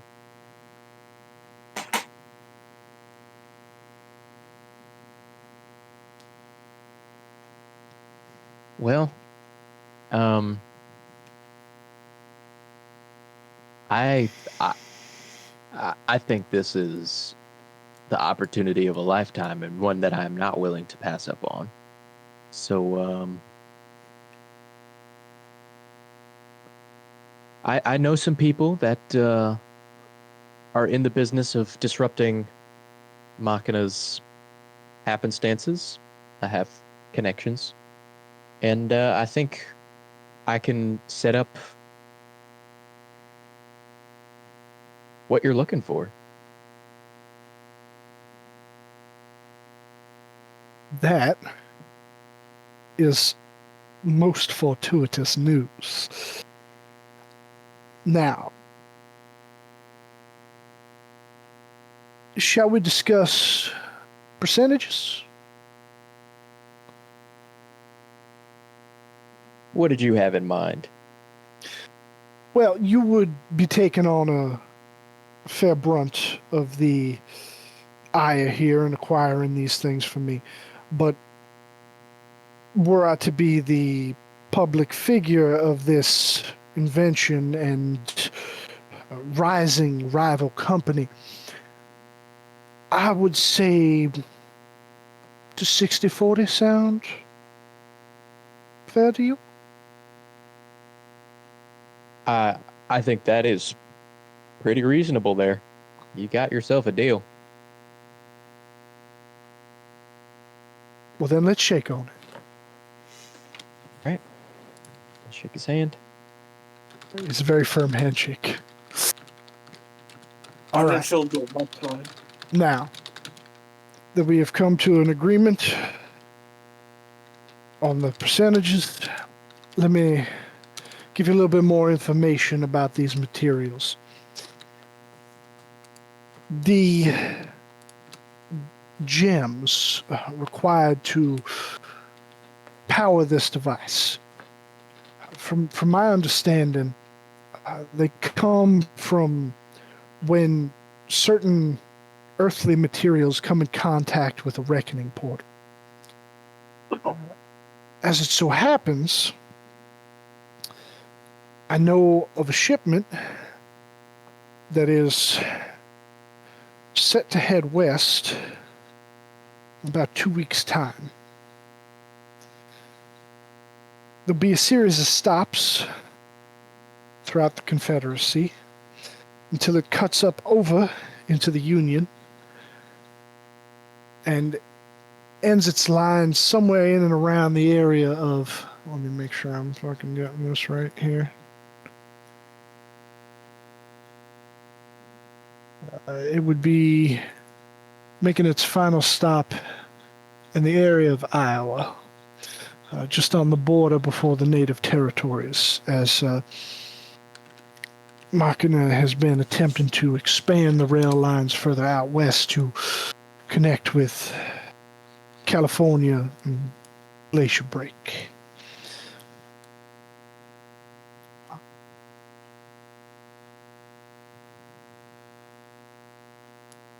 I will not lie to you, though. The train will be heavily guarded. So I would take care in assembling a crack team.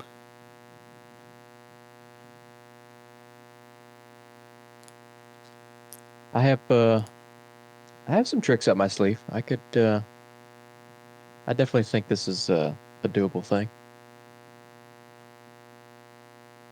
Very well.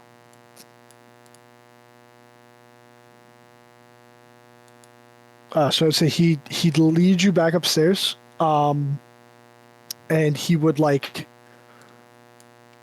basically pull out a leather-bound book, and you would see him there's just a bunch of details, where the train stops are going to be, where it's going along, the final destination, specifically what you would be looking for, that it's going to be in the 5th car of the train. He's not sure how many people are going to be guarding it, just it's going to be heavily guarded. And he would have he would also give you contact information for a guy that you would meet on the border of Missouri who once you acquired the material, that they would, across the course of multiple shipments, via like wagon train, slowly bring it back down here in order to construct the full product. Okay. Does the manifest also like have what else is on the train, or is it just the crystals? It would show that there are other items on the train. The fifth car would have the crystals. It's going to be a 8-car long train, not counting the engine itself, and that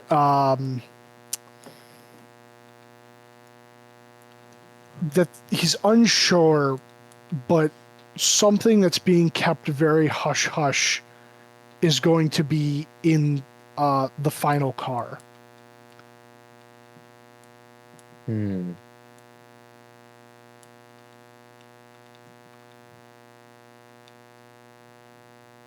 Well, Okay, I'm not and a that- criminal, and- but we gotta know what's in that car. You gotta know. And so we wouldn't need to interact with that first car in order to get the rocks, though, right? Or the crystals. Well, no. So essentially, like the caboose would be where the mystery thing is. Mm-hmm. So you wouldn't necessarily have to interact with that one to get. I mean, it all depends on how you go about it, right? I mean, like, Yeah. if you just hop on the train while it's going and like decouple the cars behind the one that you need, take over the however you want to do it. I mean, fuck, you could just blow the rails, have the whole thing stop, ambush, whatever Red Dead Redemption-esque plan you have in mind. Yeah. I have a plan. I have a plan, Arthur. I had to. I'm sorry. Okay. Well, can I take this? Of course. Yeah. And he'll hand like basically this whole dossier over to you. And I'll say like a lot of time and effort seems to have been put into this. Like this guy really wants this done. Yeah. He's gotten as much information as he can. But yeah, and he'll just say, don't know the numbers of guards. I don't know how often they're going to patrol. It's going to be some of his best men. And I'd be real careful of that final car. But if you can complete the task, we can bring the crystals back here. I can finish the prototype, begin working on additional locomotives, and well, then after that, it's just a matter of getting the patents, and which I have a lawyer for that. And, Oh God. Is So- he supernatural? not that I'm aware of. Okay. I mean, he is Machina's lawyer, so I don't know if he'd work for someone trying to get a rival patent. I don't know how much morals he's got. But he is a vampire, yeah. Yeah.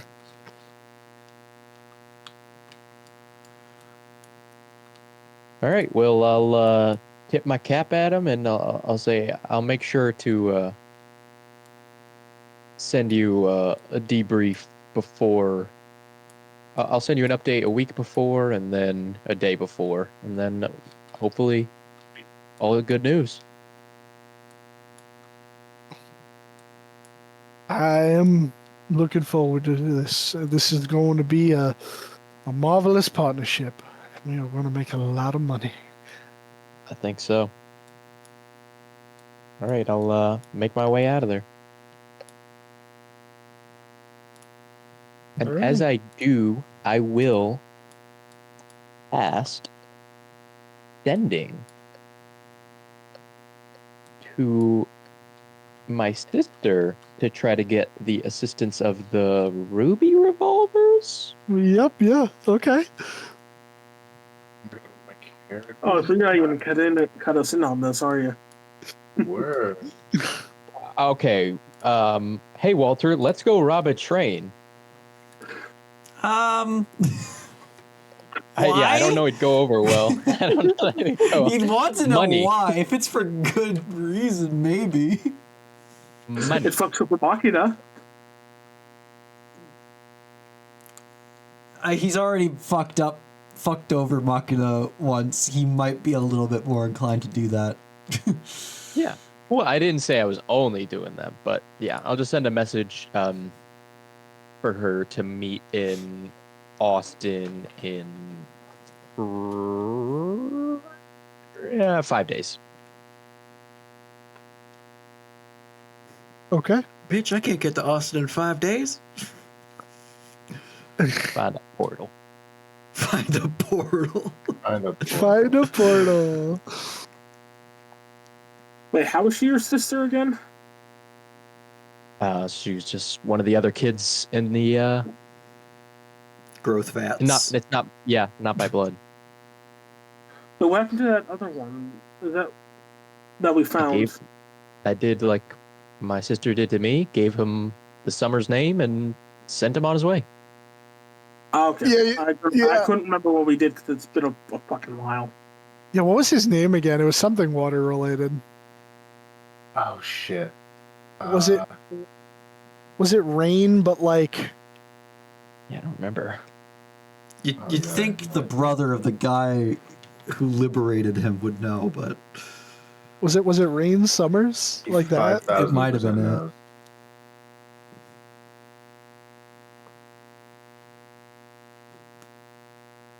It might have been, yeah. That sounds right. That sounds like a cool name. Rain Summers? Yeah, why not? Rain Summers. But all right, yeah, so you send her and you let her know you got this lead on a Machina job. Yeah. And I'll say that she'll say back to you, Austin, 5 days. See you there.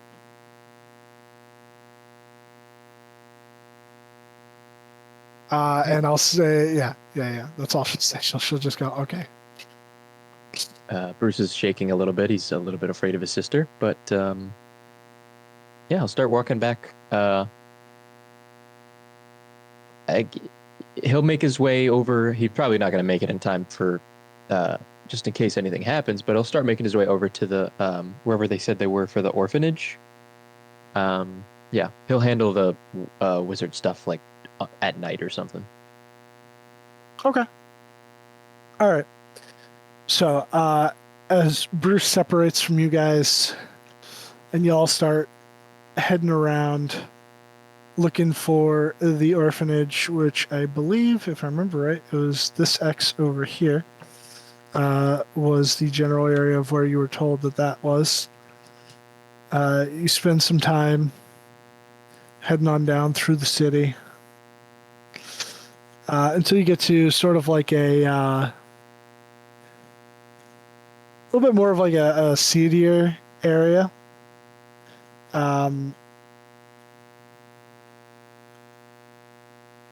And after some asking around, taking a couple of wrong turns, you eventually get pointed in the direction. you were looking for this orphanage. We're going to drop this kid off. Points at Walter. You get told that there's only one orphanage in the area, and it's called the Oblodra Orphanage.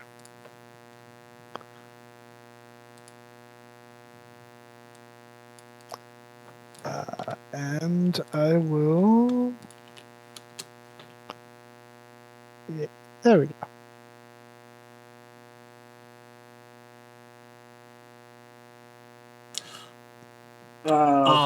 Dylan, I know that. Fucking hell. What? Nothing. The name sounds familiar to another thing. Is it supposed to be blacked out like this? Scroll down. Yeah, it should be down Only here. the bottom. I understand that, but is it supposed to be like that? It's there was hiding no the inside. there was no daytime variant of the map. It's cloudy Mhm. and winter. Yeah. It's yeah, it is. It's cloudy in winter, and this place looks awfully drab and spooky.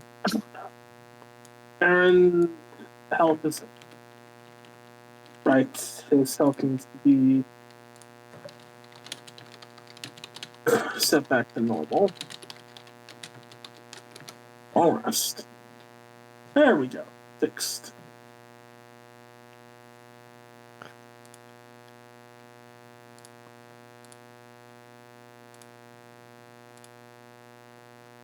But you all eventually find yourselves outside of this Living in a quite shotgun shack. large, very large, almost sort of like repurposed manor house. The large double doors in front of you, and a wooden sign that reads Oblodra Orphanage.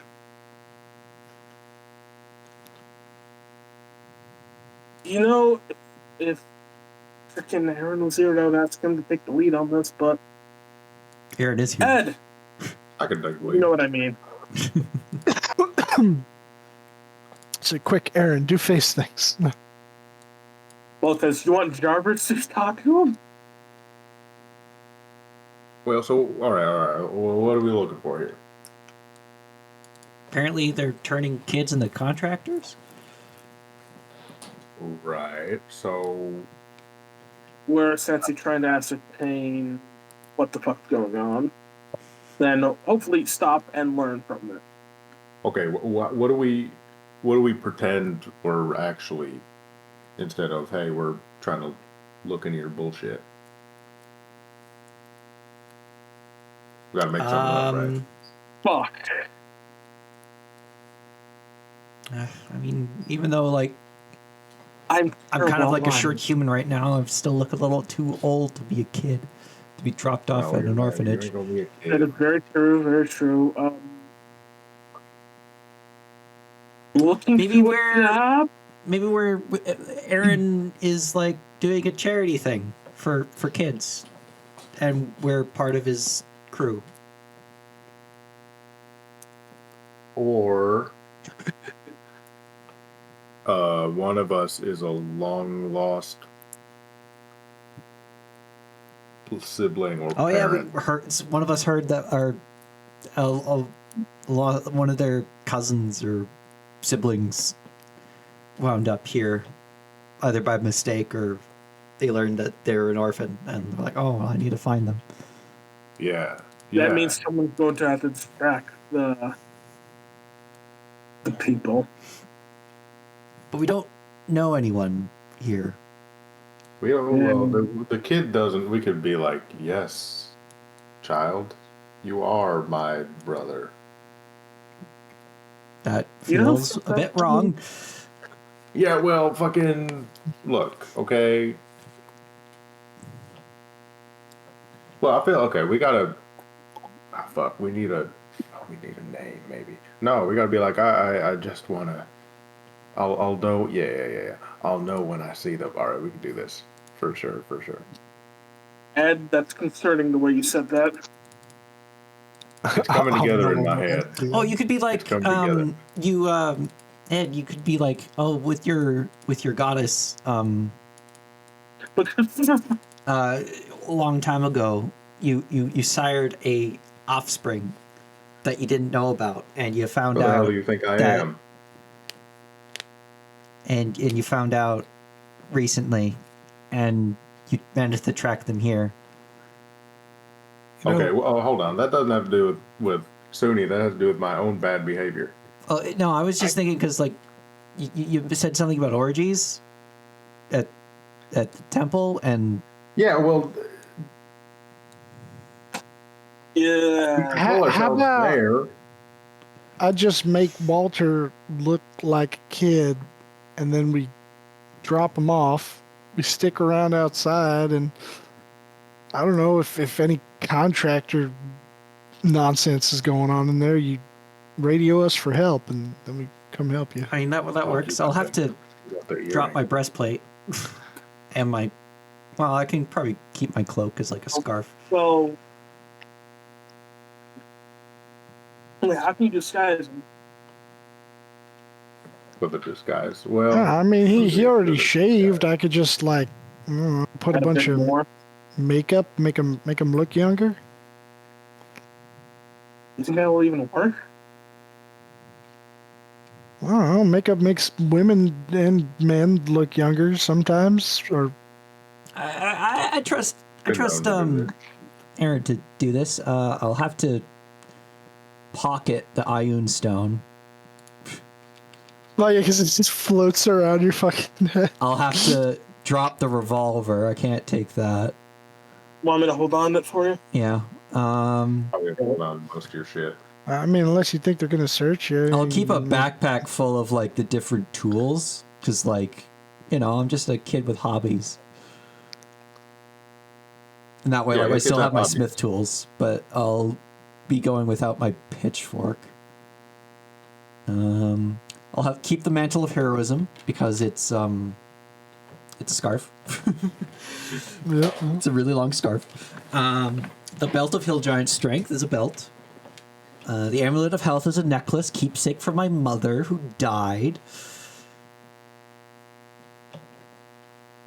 And yeah, and I have to drop the breastplate. Now that I'm thinking about it, with all the stuff you got on you, Walter, I don't know how we're gonna pass you off as little orphan Annie.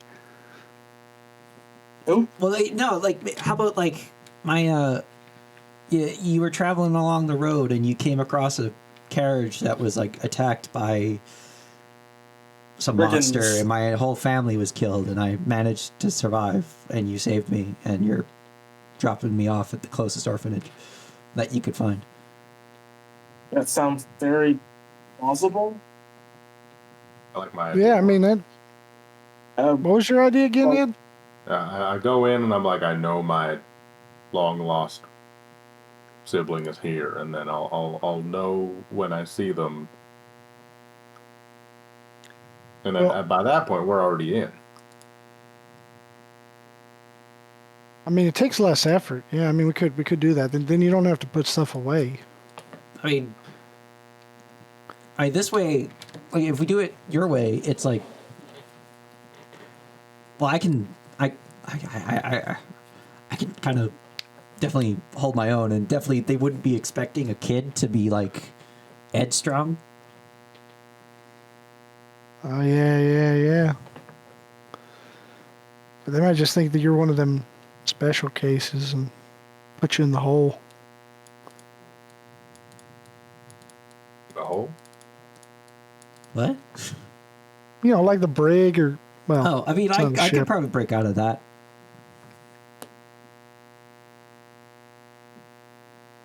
All right, fine. We'll go with your damn idea. Yeah, the hole ain't a future term. Like you're in jail. They put you in the hole. It's solitary confinement. If anything, that's more on brand for the time.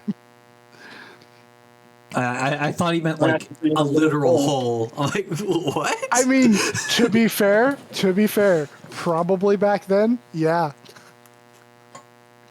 Solitary confinement, yeah, you're going in an actual hole in the ground.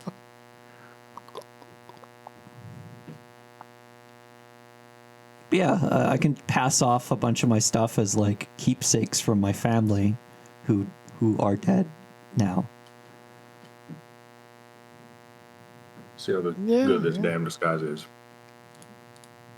All right, yeah. Cast guidance on him. I'll just say, you guys like come around the side of the building towards the alleyways. We would have been like having this discussion not out right outside, because that's terrible. Yeah. We probably would have been like but all trying to right. figure it out on our way here, and then like when we kind of started coming onto a plan, we like ducked into an alleyway to like prepare for it. Yeah, sure. It's like an alleyway across the street. All right, it's on if you could roll a disguise kid for making Walter look like a kid. all right. Aaron will also be given guidance, either by himself. Wait, can get. I already Does gave him Aaron guidance. have- Okay, he has guidance, and if the sheet will load up because I did have it closed. So Ed, I was gonna say is like he's doing the makeup. I wasn't trying to shoot you down. It's just, if a big guy like you walks in and you're like, oh, show me the kid. I'll know him when I see him. It just, Oh, I don't know. It sounds kind of wrong. You don't want people misinterpreting you. What does that mean? Ed, they'll think you're little kids. I don't know what you mean by that. Was that What you do to women, they think concern you're in this kids. day and age? Yeah, I very much so. I think I would be. hardly think I anyone think would consider that. I don't know about Ed doing anything untoward like that, Jarvis. I don't know. He's a big guy. Maybe he might be like a hag or something and eating them. I don't know. Or just a I don't serial fucking know. killer? Yeah, or that. Just a you know, regular old say, hey, I want one of your kids so I can kill them. Well, whatever it is, what it was supposed to be, Walter looks like a cherub. Yeah, holy shit. Walter looks like it. What Yeah. the shit? You have the rosiest cheeks I've ever seen in my life. 29. Jesus Probably Christ, made it's it look fetal like alcohol I've also been syndrome. like crying recently. You look like fucking Shirley Temple. Who? In 70 years. Wait a second, Ed. I didn't tell you about that. That's not canon.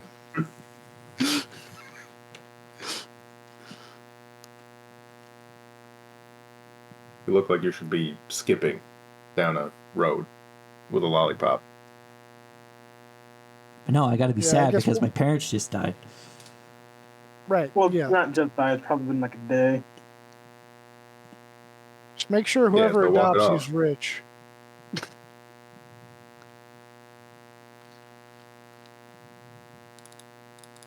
All right, well, let's do this thing.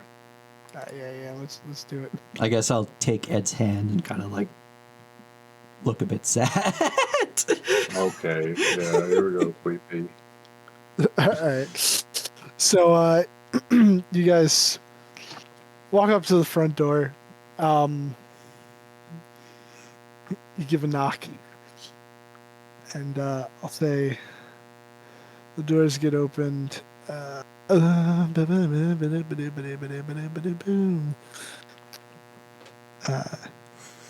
Just regular looking average Joe. Welcome to the Oblodra Orphanage. You here to drop off or adopt? Here to drop off. I found this little kiddo. There was this cart that got robbed in there, and this little one was all that was left, along with some keepsakes. Oh, poor lad. Okay, bring him in.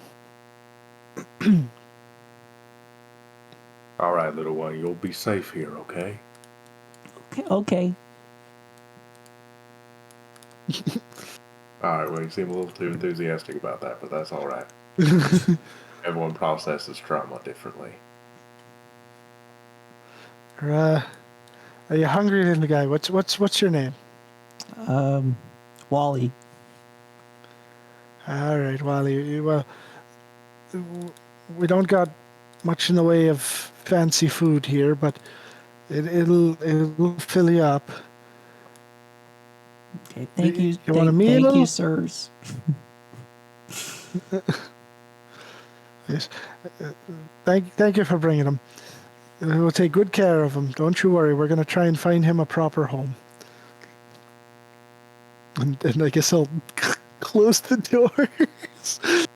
And he'll lead you over here. He'll go immediately to the left. There's another set of double doors to this sort of little dining area. He's like, all right, Wally, just have a seat over there. I'll get you something. And, I'll look around. Like, does it look normal, or is there like signs of bad things happening here? I mean, this place, it looks a little rundown. You know, it's not in the best of shape. Definitely, you know, whoever used to own this place, it got repurposed. I would say that, like,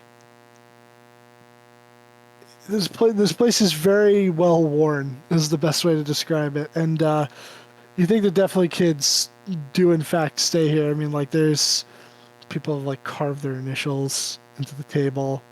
You know, like, you see the occasional stray toy. This guy will come back over with, like, a earthen bowl, like a wooden spoon with, which just looks to be like gruel in it, and he puts it down in front of you, along with like a earthenware cup with some questionably colored water. All right, kiddo. I'm gonna go tell the headmistress.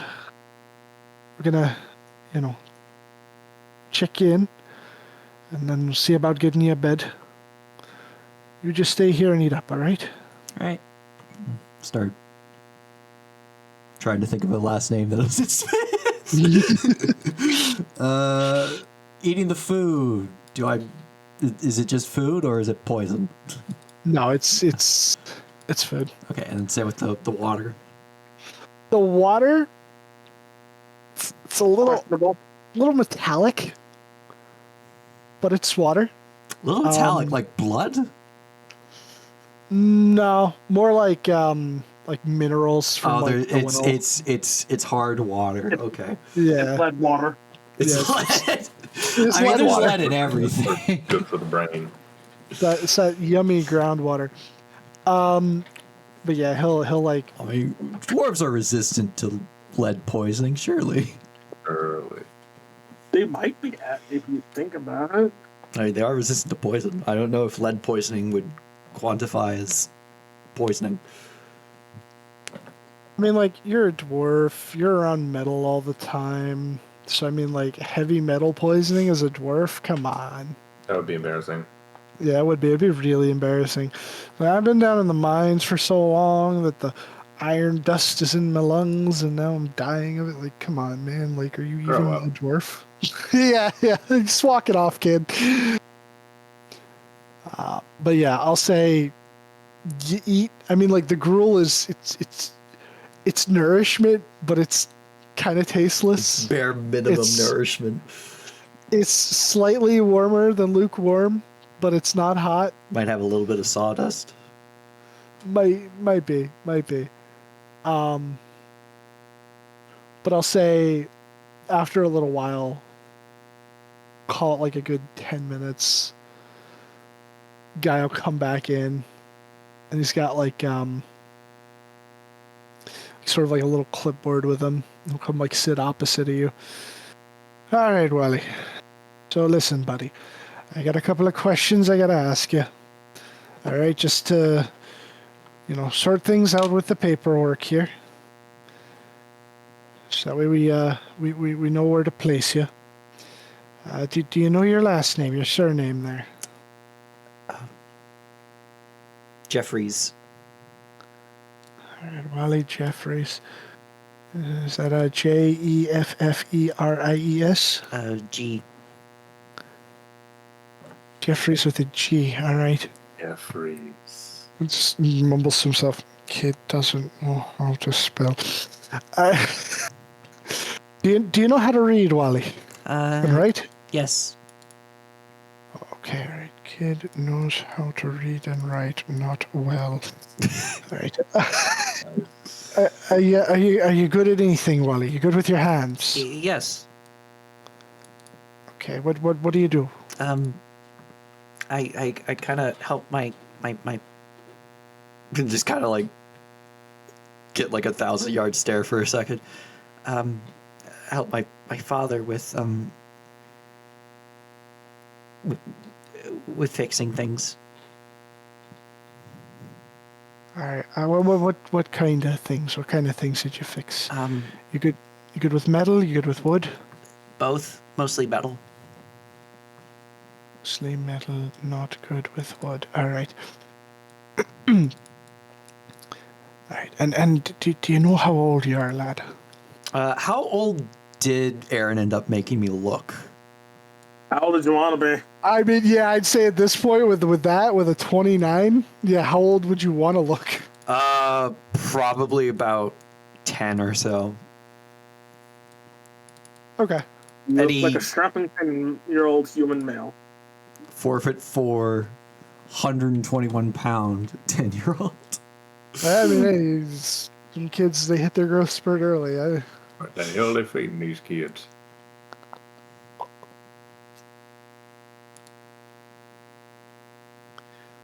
All right. And he'll just he'll ask you a couple of other questions and just seemingly just like run of the mill sort of stuff. He asks if you have any relatives in the area. No. Okay, good. Makes things simpler. All right. So here's what we're gonna do. Once you finish up, I'm gonna go assign you a bed. We like to encourage a future in the workforce. So you'll be assigned a job. In the morning, you wake up, you wash your face with everyone else, you come in here, you have breakfast, and then you go to your assigned workstation. You work for a couple of hours, break for a little meal, for lunch, you go back to your workstation, break for dinner. After dinner, you get an hour to play with the other kids, and then you go to bed, start the process all over again. Okay. Sundays are the Lord's Day. And sometimes on Wednesdays, if the headmistress is feeling nice, we have special activities. How many other kids are there? Oh well, we've got a few. We've got a few. In your age range, you're about 10, right? We've got about 6 of them, and so we got a couple of older holdovers, early teens. There's about 2 or 3 of them.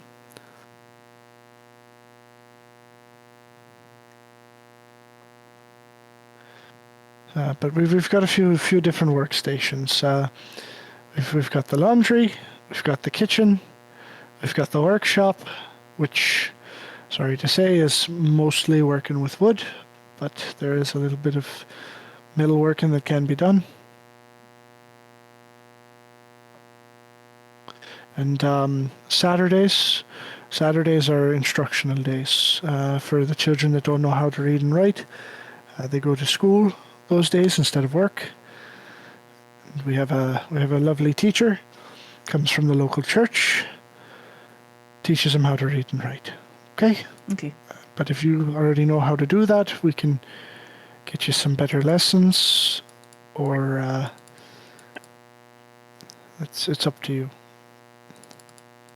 Okay. But honestly, they're probably going to tell you you're going to have to work on Saturday. Did we go in now? What do we do? We just wait? What? It's up to you guys. What would you be doing while this is going on? Well, if allowed, I'm gonna crack the door open and send my little eyeball in. Way better. You have an arcane eye? Or are you talking about Pip? And Pip better be stealthy as fuck. I'll cast guidance on him as he goes in. Okay. All right, so you come over, crack the door. He is Roll him in. tiny. He is tiny. Oh, he's tiny. Okay. All right, so he he slips in. Make a stealth roll.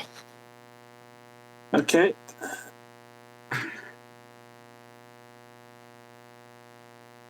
Hold on. 14. And he counts as a familiar, so I can cast touch spells. But only within 100 feet. Not with him.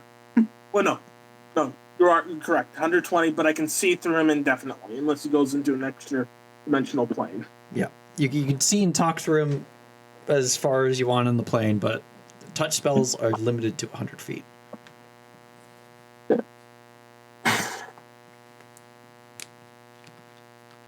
And I'll say, shortly after you send him in, and the questionnaire has been filled out, this guy will say, "All right, come on now, Wally."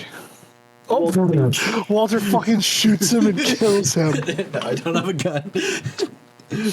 I will keep it to the corners and walls. Keep Okay. him in the darkest possible places. This guy walks out. Doesn't even seem to notice him.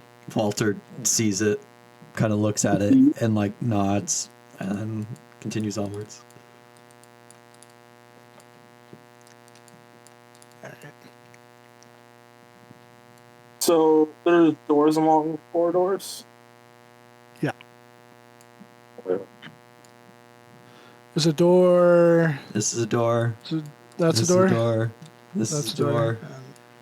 This is a door. This is a That's door. also a door. Yeah, there's a door. Why did we go out the hall if we're going into this room when there's a door there? Don't worry about it. He brings you through here.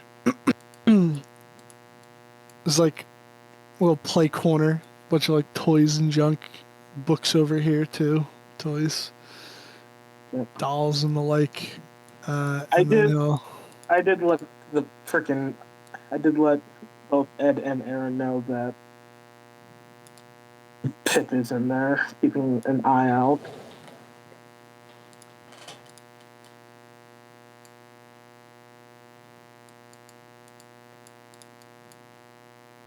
As he walks in, you would have heard like some chattering on the other side of the door, and then it gets like real quiet.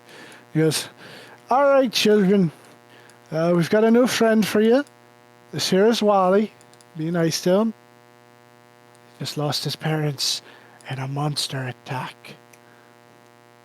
And then he just kind of walks out and closes the door behind him. Walter's kind of taken aback. Just turns and watches him leave with like a confused face, like what the fuck? And then So reestablishes his composure. the kids start to come up, gather around. The one closest to you just goes, "How old are you?" 10. Getting close to Oh, 11 me though. too. Oh. Jackie's older than you. Nuh-uh. Yaha. Nuh-uh. Yaha. Again, the one girl comes over. "Is it true? Did your parents get killed in a monster attack?" Walter looks down. And it's like quietly just says, "Yeah." "Oh, I'm sorry. Here," and she'll hand you this like raggedy teddy bear with like an eye missing and some stuffing falling out of it. Well, is this yours?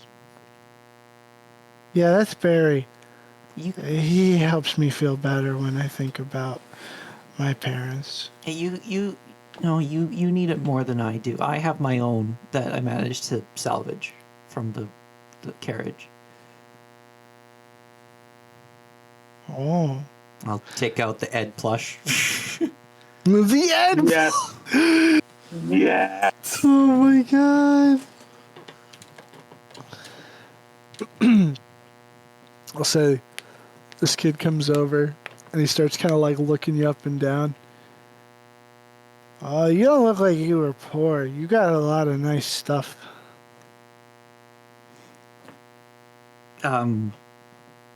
Well, my parents got a decent amount of work. Just, I guess we're unlucky traveling here. Well, you gotta be careful. Nice stuff like that might get taken by the older kids. They're kind of mean. I'd like to see them try. An adult man ready to crack in some kids' skulls. And I'll say at that point, like, you hear a whistle, and they all just kind of like jump at it, and they all line up. What's their expression? Is it scared or like just like, oh, it's time for that? Okay. It's kind of more like, oh, it's time for that. Okay. I guess I'll go to the end of the line. Yeah, and then they all just start slowly moving through.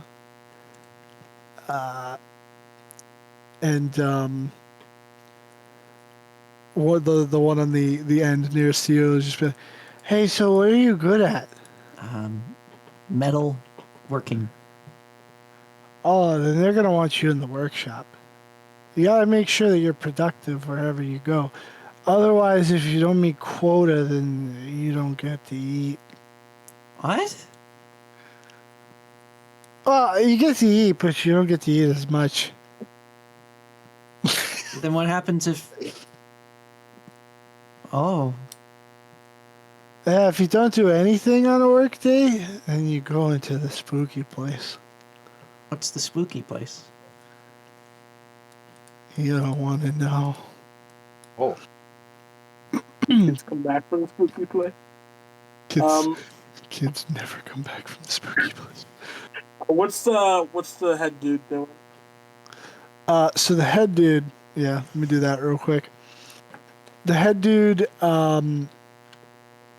he would go through this door here. And Pip will follow behind.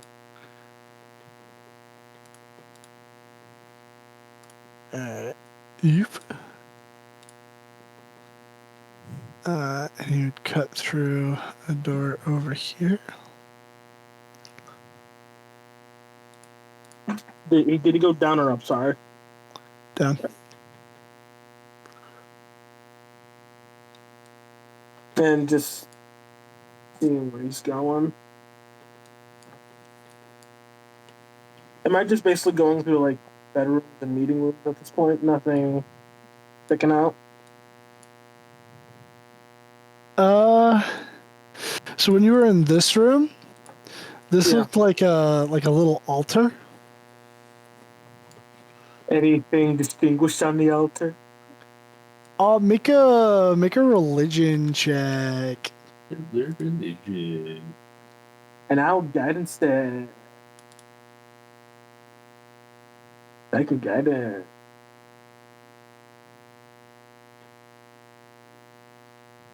Yeah. 23.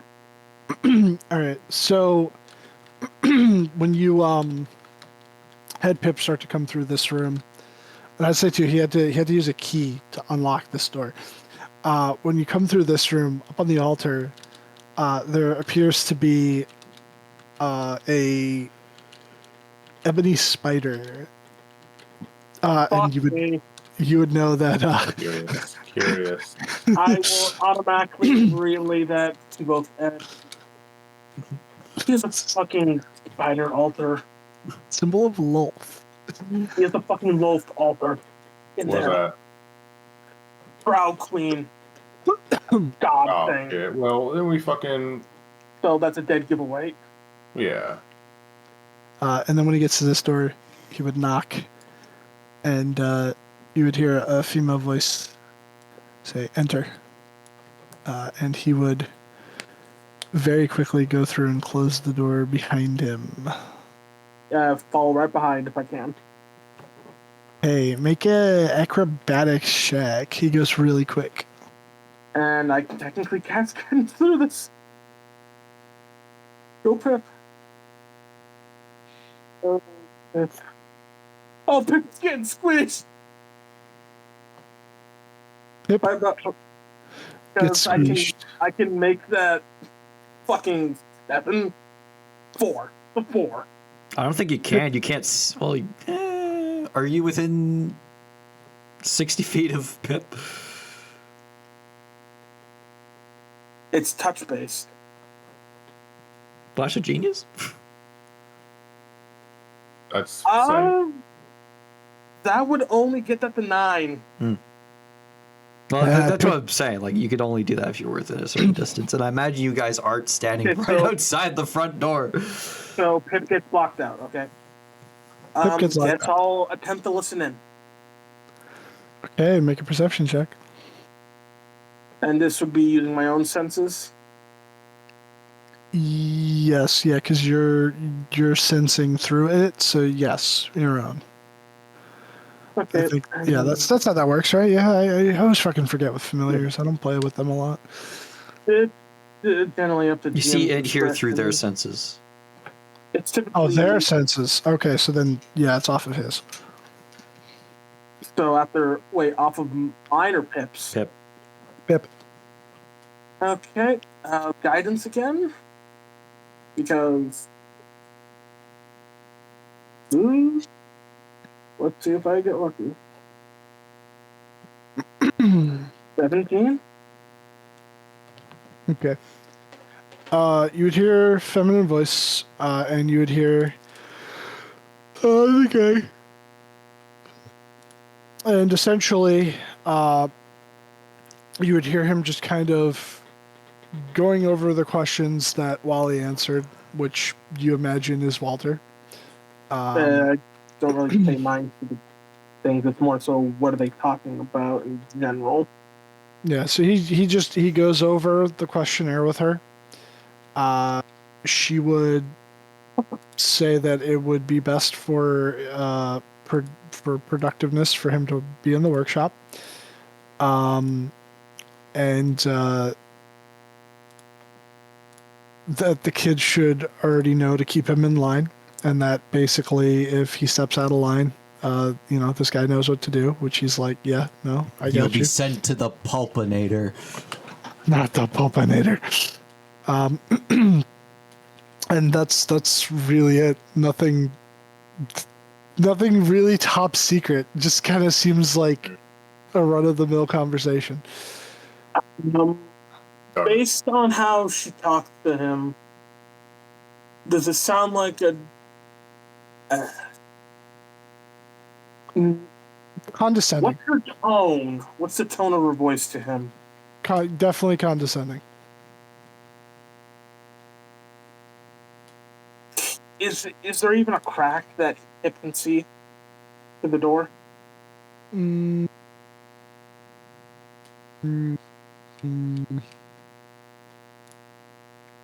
entire building is well worn. It's just this room is immaculate, so like it's perfect. You can't see anything. Nah, sure. There's a crack. Yeah, so you'd see into there.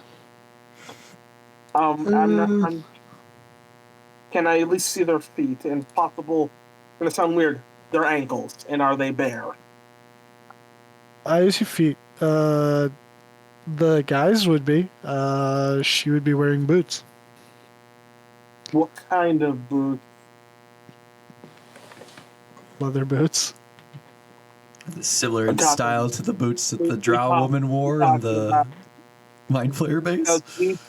About to say, we've dealt with female drow people before. Yeah, it doesn't look like shadow silk. It just looks like regular brown leather. Okay, so nothing fancy. Yeah. And I'll just say, her tone sounds condescending, and I'll say that in terms of what you could pick up off of him, that his words are very measured. Whereas, like, he sounded more casual with his conversation to when you guys dropped off Wally.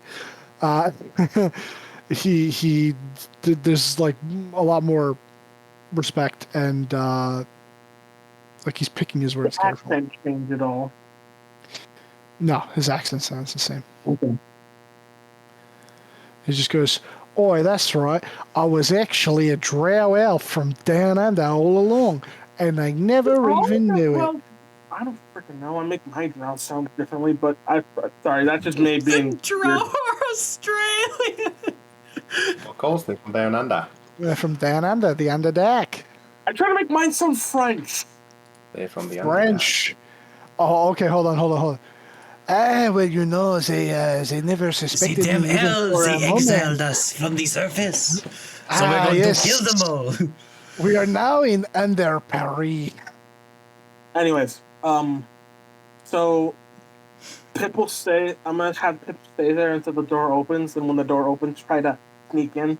Possible. Okay. Yeah, sure. So I'll say they have their little conversation. And yeah, he would eventually step back out, start going that way. Not as quick this time around, and you're able to get in there easily enough.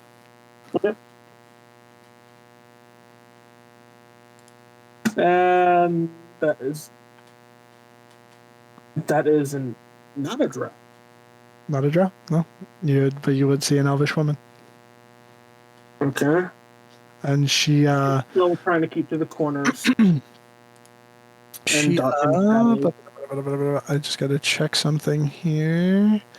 So, I'm going to ask when you go to get into this room, you're still trying to be stealthy, right?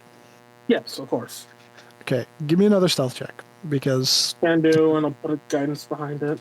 how this goes may determine some things. Okay. 15. 15. Okay, let's see.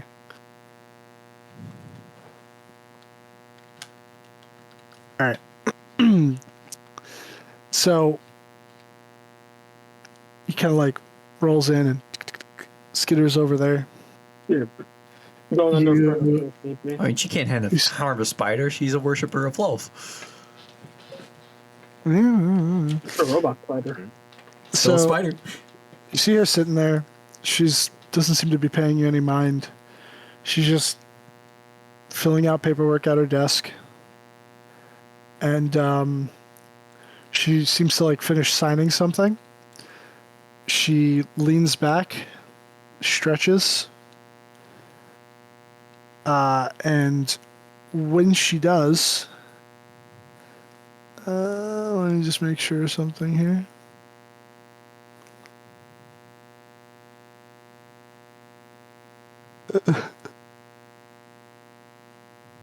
Uh,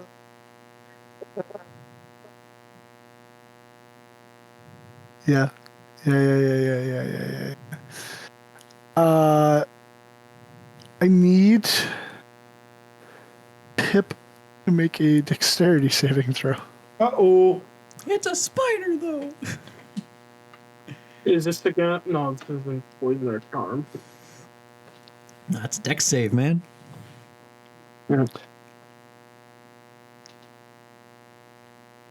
Can I tell what's happening since I can see through his? Yeah. So just I'll describe it. Just depending on whether you pass or not, I will. Oh fuck no! Okay. So Fireball. she leans back. Jesus Christ! She Tell the whole she like orphanage. stretches, and when Yeah, she here we go. stretches, you notice that like two of her fingers just flick down very quickly, and she mutters something under her breath as a bunch of webs just get slung over and trap Pip in the corner. Then at that moment, with knowing shit is he's been caught, he's gonna pop out of existence. I feel like that's more suspicious, but okay. All right. Well, I'm not gonna let her see what she. I'm not gonna let her get a good look at him. Make her doubt herself. Make her doubt herself. Gaslight her into thinking there is a metal spider. Yeah. When her passive perception is a decent few points above what your stealth roll was, you didn't see a metal spider. You didn't see anything. Fucking no. that would be foolish. But yeah, Okay, so but I will then relay that to the others. All right. So Okay, have we please, been? Tom. We've been had. The individual as an elf could easily be hidden behind some sort of illusion. She tried webbing, it did, and I had to pop them out. So that's gonna lead to some probable repercussions. They know something's up. Yeah, but we also know there's a Lolth shrine in there. So that kind of confirms our suspicion. Do we know enough to go in? I would say, since knowing that she put threads of arcane energy around Pit the way she does that is of the second circle of casting, which I'm also capable of doing, which means she's at least well trained to an extent, but is also an elf, not of drow by mere look, but could easily be, like I said, under illusion. There's also the Shrine of Wolf. Yeah, I think we have good enough information. All right. We all got the earrings. Yeah. But before we go in, I was going to say let's confer with Walter to see how he's doing. Yeah. All right, Walter. Pip got caught. We're gonna go in soon. Walter just kind of like But- stretches over and is like, I was like, he's probably listening to like some instructions. yeah, so as you file into this room with the other boys, you all get set up at tables. The older looking teen who looks particularly mean, another one would have led the girls into what you know to be the washroom, and then the other one, you're not sure where he went. But he basically just starts doling out instructions and how you are effectively to craft toys, and the toys will then be sold by the orphanage to basically generate income, and that a improperly made toy results in punishment, and if a quota is not met, more severe punishment. Walter's just thinking, yeah, we gotta get these kids out of here. Oh my god. And I'll say that, like, child labor. There's also He's- the Wolf Shrine. he's explaining it, and like you're not doing anything yet, but you notice that the other three have like already immediately jumped to their tasks and are making things. I mean, I could probably crank out like a really good quality toy faster than these kids can. These little shits. Wood Yeah. carver? I don't know. Wood carver? Yeah, it'd be a wood carver. Oh, darn, it's not carpenter's tools. I'm better at carpentry. Darn. For safety purposes, can I have Walter act as watch? Not Walter, I mean Aaron. Sure, yeah. Alright. Because, mainly for the purposes of trying to keep things simpler. Also, Jarvis technically has switched out some spells. He has Fairy Fire right now. Which I need to switch that out.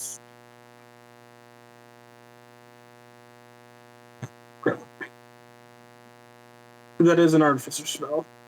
I'll also say,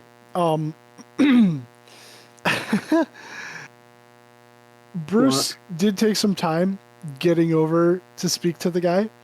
But I mean, like, the whole conversation and deal went down pretty quick. You wouldn't be like able to get back there if anything pops off here, but I'll say that, like, because they took some time to make sure Walter and then like did a little bit of scouting, so like you'd be just leaving the warehouse at this point that these three are considering entering to save the children and Walter.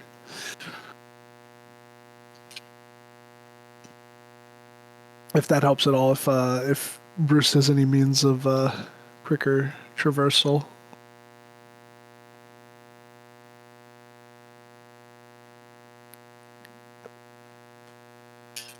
But yeah, so you have Aaron waiting outside. What are you two doing?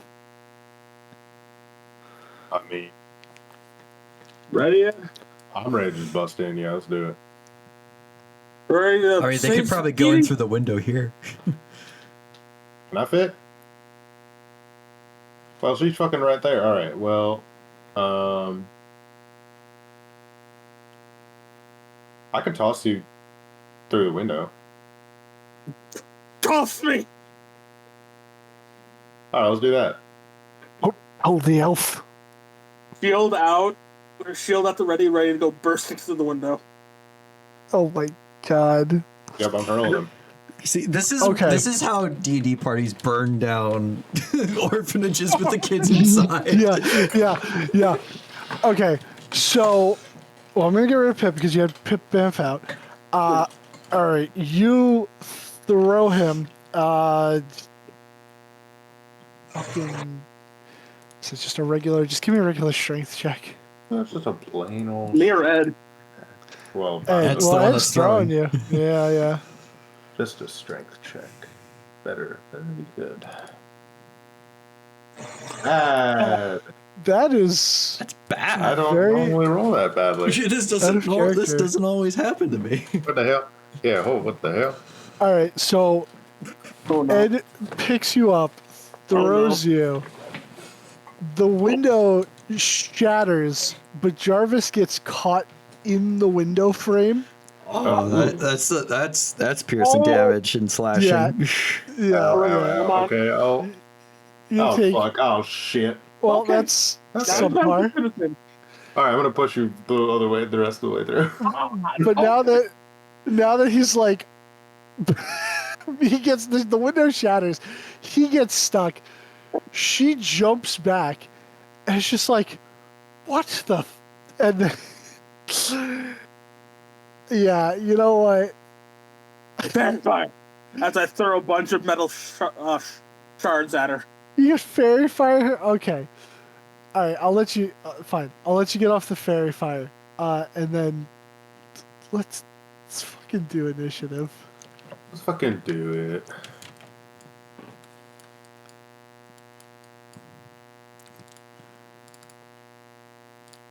I was looking for more in-theme spells, and weirdly, fairy fire kind of works if I flavor it as metal shavings clinging to a person. Yeah. This is fucking. Could also be Nuts. magnesium. Just throw it at someone. Yeah, but it's supposed to grant advantage, and the metal shaving acts as a metal.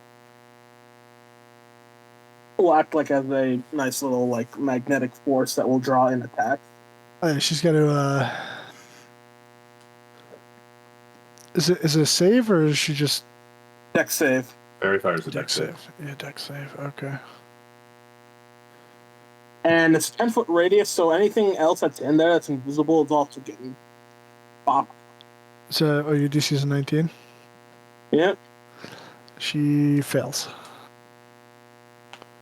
And if she's a shapeshift, no, that's Moonbeam. Yeah, that's maybe. All right. There's a little thing I can mark it with. And I'll mark There you go, myself sparkly. All right. If you could roll for Aaron and initiative for Ed too, please. Well, I was having Now I roll well. side. Now I fucking roll good. Yeah. I'm not supposed to.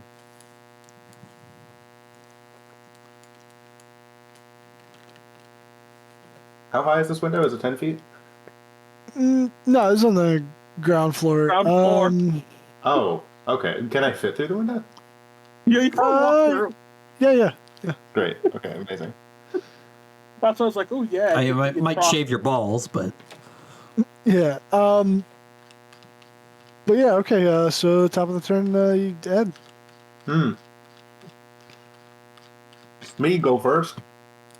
Ed, go first. never All right, happens. It's Never never- happens. I know I'm used to it. Yeah, I'm gonna walk through the window. Okay. Watch me. Just steps on Jarvis. Well, singing the- if Jarbo's still there, I'm just gonna. The elf Yeah, I'm lady's gonna- not the elf lady's on the initiative if she's supposed to be.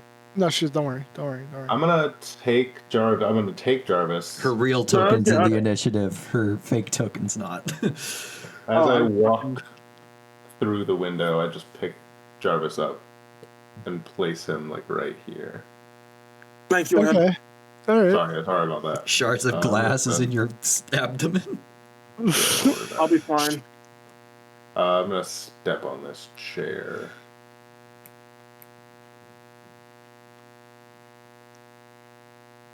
Yeah, I'll put Jarvis right here. Okay. Yeah, hi. This is a problem now.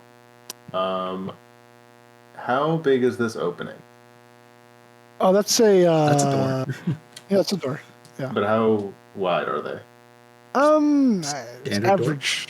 Yeah, standard door. Standard door. Was it 3 So and a half? I will not feet? use Giant's Might, lest I have to actually bust my way out of every room. I went to carpentry school. What the But you fuck- get yeah, giant's 3 might in a small space, and that way you don't grow, but you get the strength bonus. Well, but I am in a larger space right now. Yeah. Yeah. So- Okay. She getting big? I'm gonna not do that. No. Okay. No, bad idea. Instead, I'm gonna use my Frost Rune because I have a bonus action, and that just makes my Strength and Con rolls higher. All right. Yeah, I'm gonna fucking attack this bitch Okay. with my take weapon. At advantage for all of them? Yeah. Insane. Uh, Absolutely insane. Also, the other reason why I got it because grant heavy at the hitter's freaking advantage on their attacks. Why not? yeah. That's gonna hit. Slashy. Pike and damage. Fucking 27. Jeez. Oh my god. Yeah, girl. That would be fucked on so many levels. We can't tell yeah, Walter so- any of this. We just fucking- murdered fucking- an innocent woman. If I can throw Jarvis through the This is window. like after we found out about the child labor. Like, child labor's legal? But Right? not forced child labor, I think. Let me This is look like- up child labor in 1870. Child slavery of orphans? Seems a little... I In the seem triple not, against I seem not to care that much about whether it's strictly speaking legal. Yeah. Anyway. Oh yeah. 30 is my definitely next gonna. attack. Yeah, 30. I think a 30 will hit. Yeah. Shield, no. 30 just misses. So sorry. All right. And then I swing. I'm gonna swing. Is she like on the table? Yeah, she's standing I'm there. gonna chop that fucking table. Do you wait? So you didn't get big. No. I did not. Okay, so do you get the giant smite? That's only when you're big, right? Oh, I'm so sorry. I had it. I said I wasn't gonna do it, and then I kept the thing checked. So remove. Yeah, that would not be 8 damage, and it would be 17 instead of 24 damage. My bad. That's okay. I just want to make sure. All right, so 12. It's very legal right now. In fact, This is very illegal. 29 hits. I guess we- over the we're next few even in decades, the town. amount of child labor will go up. Yeah, Well, you gotta get them in the Well, there's factories. child labor and then there's forced child labor. So you. It's pretty the, sure it's the forced child. Confederacy. Of course, it's Yeah, going to be they're- slave they're free. fully enslaving Fine. kids. Fully enslaving kids. Yeah. And here, like, it's not even like about race anymore in the sense Like, of like. gasp! The Are you- Confederacy are you- is enslaving people. Yeah, it's like- What is this? Any available child. Yeah, I mean, They're it's a war on. Equal opportunity slave trade. Like, Yeah, they'd see, be like, you having just us come make in- license plates if, like, that was a thing. Yeah, if they needed them. Oh, but yes, you just come in, you absolutely rock this chick. She's already looking pretty fucking bloody. She's like kind of like a little woozy from those hits. What the hell? Try not to kill her. We're putting a stop to this. It's pissing me off. Putting a stop to goddamn do-gooders. Yeah, that's right. We're meddling. That'll be my turn. All right, Jarvis. Plucking the little shard of glass out of my freaking stomach. Fucking shit. All right.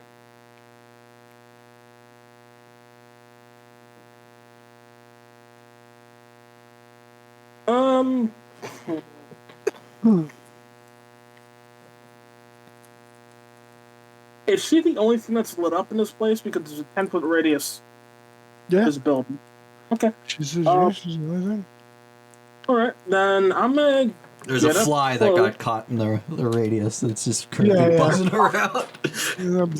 So I'll get up close to her. I did not want to do that. I want to be close to her. Put the barrel of my mag cannon in her, up to her neck. Progress, don't kill her. You can't non-lethal that. Hold on. Mag cannon is to her face, while bayonet is to her neck. Now, please surrender, and you'll hopefully have eyes at the end of this day. Okay. As I angle my barrel just in a way, if I were to shoot, would take out her eyes. All right. Make an intimidation check. I'd like to make a case for him having advantage. Yeah, you know. A giant a big guy just came through the window. Well, threw a guy through the window, fucked her up, and now he's holding a gun to her face. None of this was expected, and she is very much cornered. I'll say. Ignore the guidance. Forgot to click You want off. the 13, or the let's 13? go. She.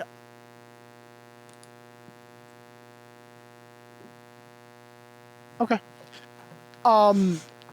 She'll put her hands up.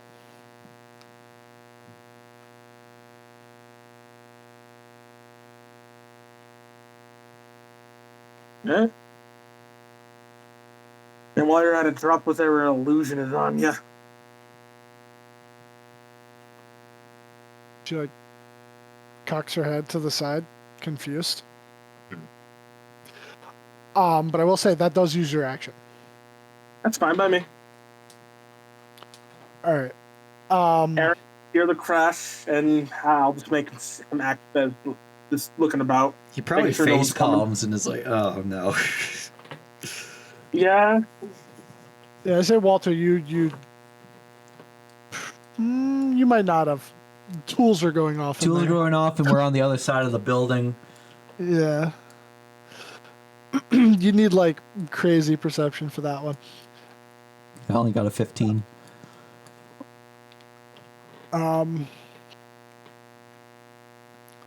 But yeah, all right. So I'll just say for right now, she has her hands up. I'll go past. Well, I'll just say Walter is doing whatever Wally would be doing. Aaron. I'll make a woodcarver tool check. Like I Another said, 12, having okay. Aaron just act as sentry, looking about, making sure no one's coming in. 5, 10, 15, 20, 25, 30. Basically just looking around, sees that there's a freaking broken window. And basically just survey the area, making sure there's no some weird ass out of nowhere reinforcements. Okay. You have Aaron look around, and at the end of his turn. I come to her turn. She's standing there. Hands are up. She doesn't seem to be moving to do anything. And then all of a sudden, it's dark. Yeah. You are in a Like, globe of what? darkness. Yeah, she's a drow for sure. Just doesn't look like one. Can I do anything in response? No, because I don't have another charge on my fucking hand. And also, it's not something that's targeting you. No, I know. I'm talking about the counterspell. Ah. You did not see her make any motion to cast the spell. Well, you're telling me my freaking thing didn't catch anyone else? Damn it. That or she has subtle spell. Does fairy fire still work in Globe of Darkness? It does. It doesn't. Well, it doesn't have like magical light. That would. It wouldn't go through magical darkness, right? It's outlined in light. I believe it just The cancels out. darkness when it would comes to dispel the fairy fire. Yes, it does. Yeah, because it's of a circle lower than the spell. Yes. Hold Yeah. on. Any source of light of a circle lower than the circle that the spell is. Why am I saying circle? Fuck. Of the level that the spell is cast at, yeah, it negates it. I need to see, but I think that only applies to Any light-based spells. Yeah, fairy fire is a Fairy light-based spell, 'cause fire it does emits say. light. Yeah, emits light. or violet. Your choice, technically.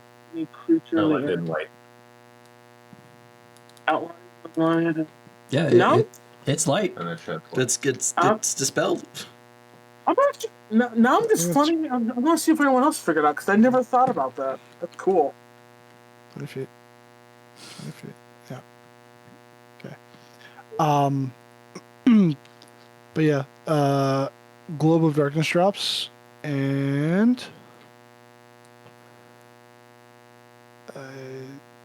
I'd say you hear the desk creaking. Mm-hmm. You're not quite. Well, they know where she Sure. is. She hasn't Hidden I will- herself, but She hasn't hidden herself. Yeah. you just can't see her. You just don't see I her. will take an attack of opportunity at disadvantage. You can't see her. You can't do that. Yeah. You can't see her, so we'll Yeah, you have to be able to see. Yeah. If you had blind but fighting, it you could. is your turn. Yeah, if you have blind fighting. It's my turn. Fuck, shit. Well, I'm gonna do what I was doing. I'm in the middle of fucking. Now, darkness. so my spell just gone. Yes. Well, technically, you're still concentrating on it, but like it's no longer affecting anything. Yes. So if she leaves the darkness, will she be affected again? No, it's been dispelled. It is, Okay, it's did not- that. Then if that's the case, then I'm just gonna stop concentrating on it. All right. I'm gonna do what I always do, and I'm gonna run in the one direction. I'm going to run towards this door. Okay. And you're The quite tall, desk so you topples over as he barrels through Yeah. it. Yeah, fucking. I'll flip the damn desk over.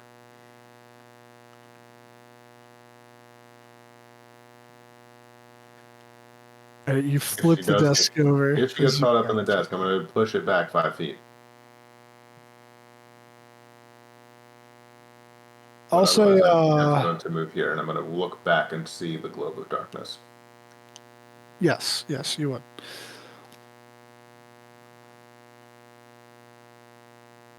And do you do anything else, or I'm gonna. So that's because that's just your movement? 1, 2, 3, 4, 5. So that's 25 feet. Where is Aaron? There's a window over there. I don't think there is a window on that side. I think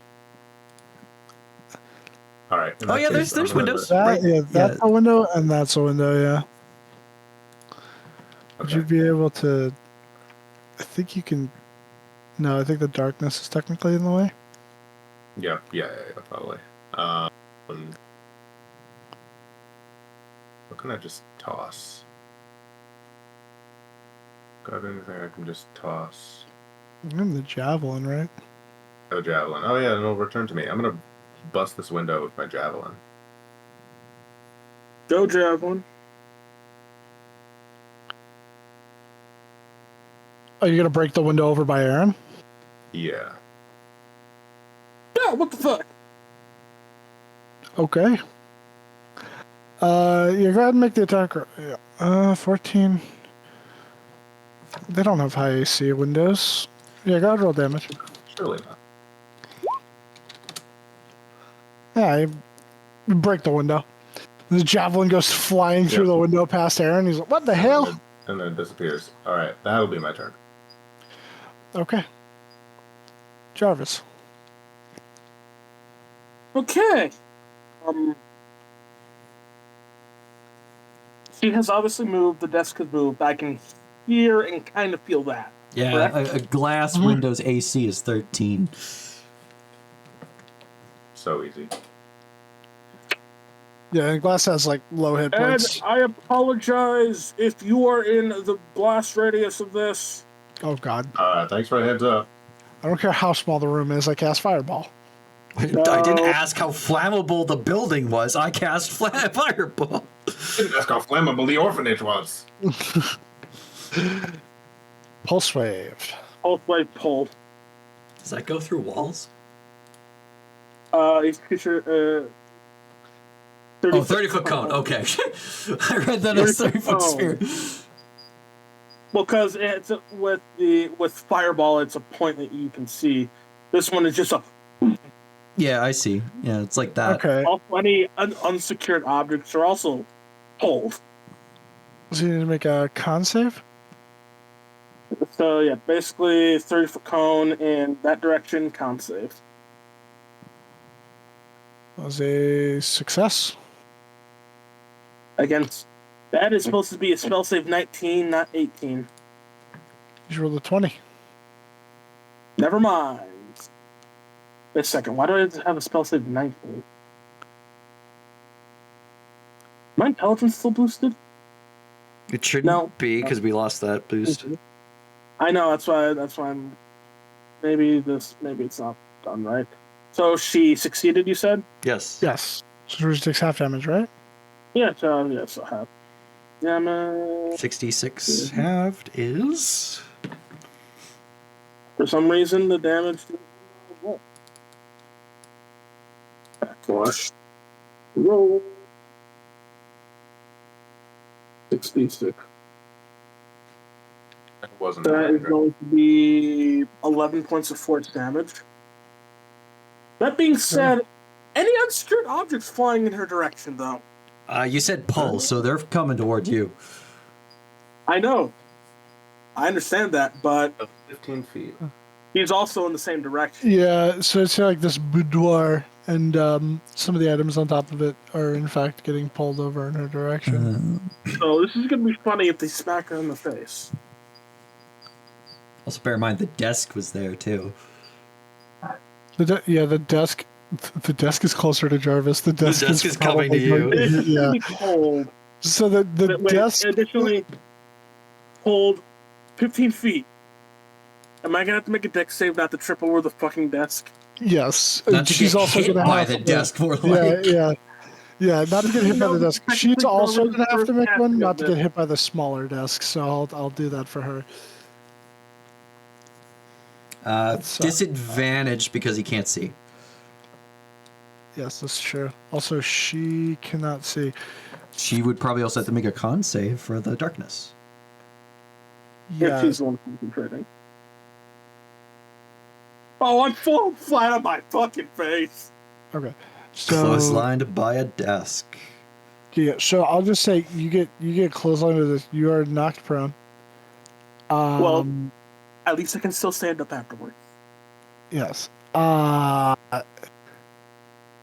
She maintains concentration, and with that deck save, yeah, she narrowly avoids getting hit by the other desk over here, or bookshelf, what have you, that gets yanked towards her.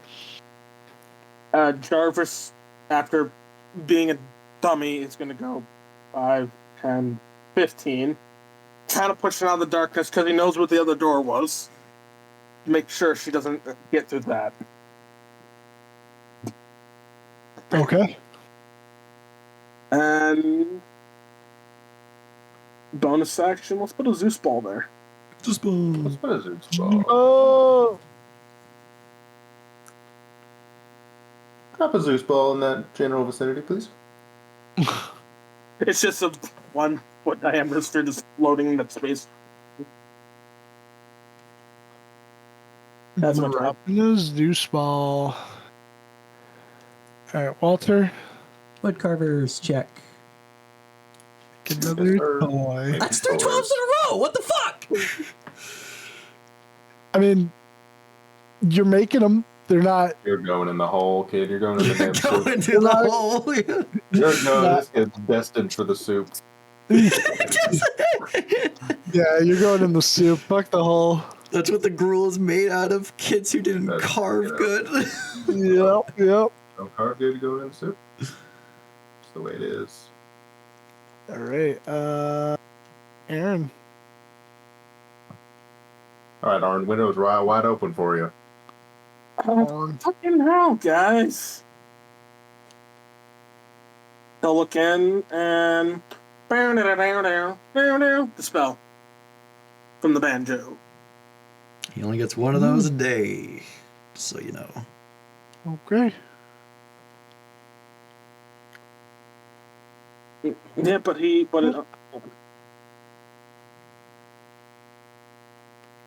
see, how's she looking? He is not looking good at all. You got it, Ed. I swear to God, I'm gonna kill you. As you're giving an inspiration. Oh, I Okay. feel inspired. That's why I'm saying you got it, Ed. With the bonus action inspiration. Yes, thank you. Alrighty.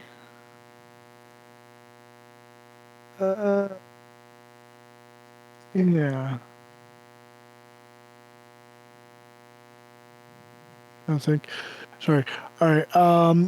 Is that it for Aaron? Yeah, it was action and bonus action. All right. So she is going to. All right. I think I understand how this works. I think I understand. Show me the way. I don't What the hell? understand.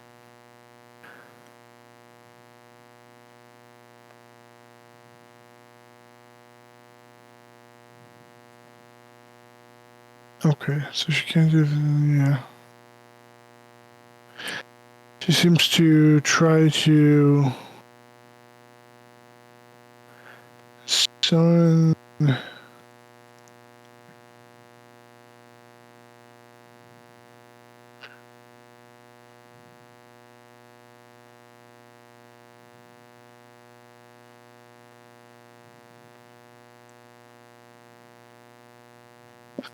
Fuck, sorry.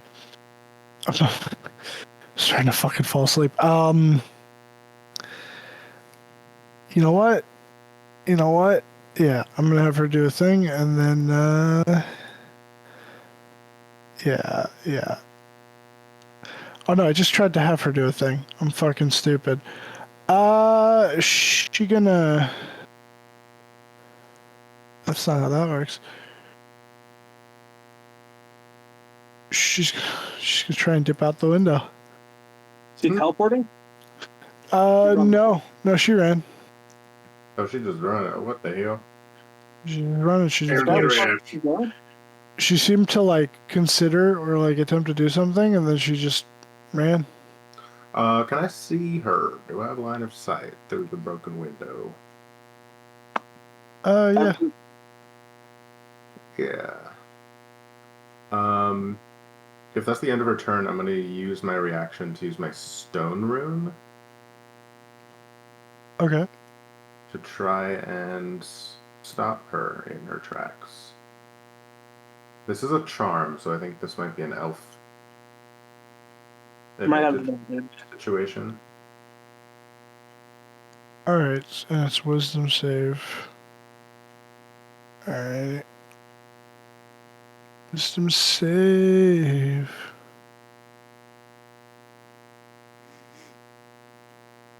Yeah. All right. That's a fail. Alright, she is sauced out of her mind. Lost in the sauce. Alright, well, she's been secured. Oh shit, that was easier than I thought it was gonna be. Might be more problems here, though. Oops. Oh, it's my turn. I guess we keep going this way.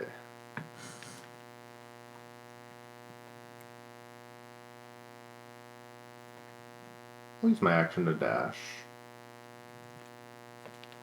Do I see anyone in here? No. Just There'll be going nobody after in the there. secretary.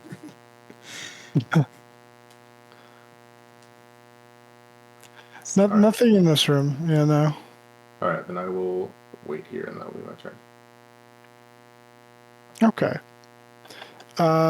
Yeah, so you know what? Since we're like 4 minutes too, we'll call it there and pick it up next time. All right. Tremendous.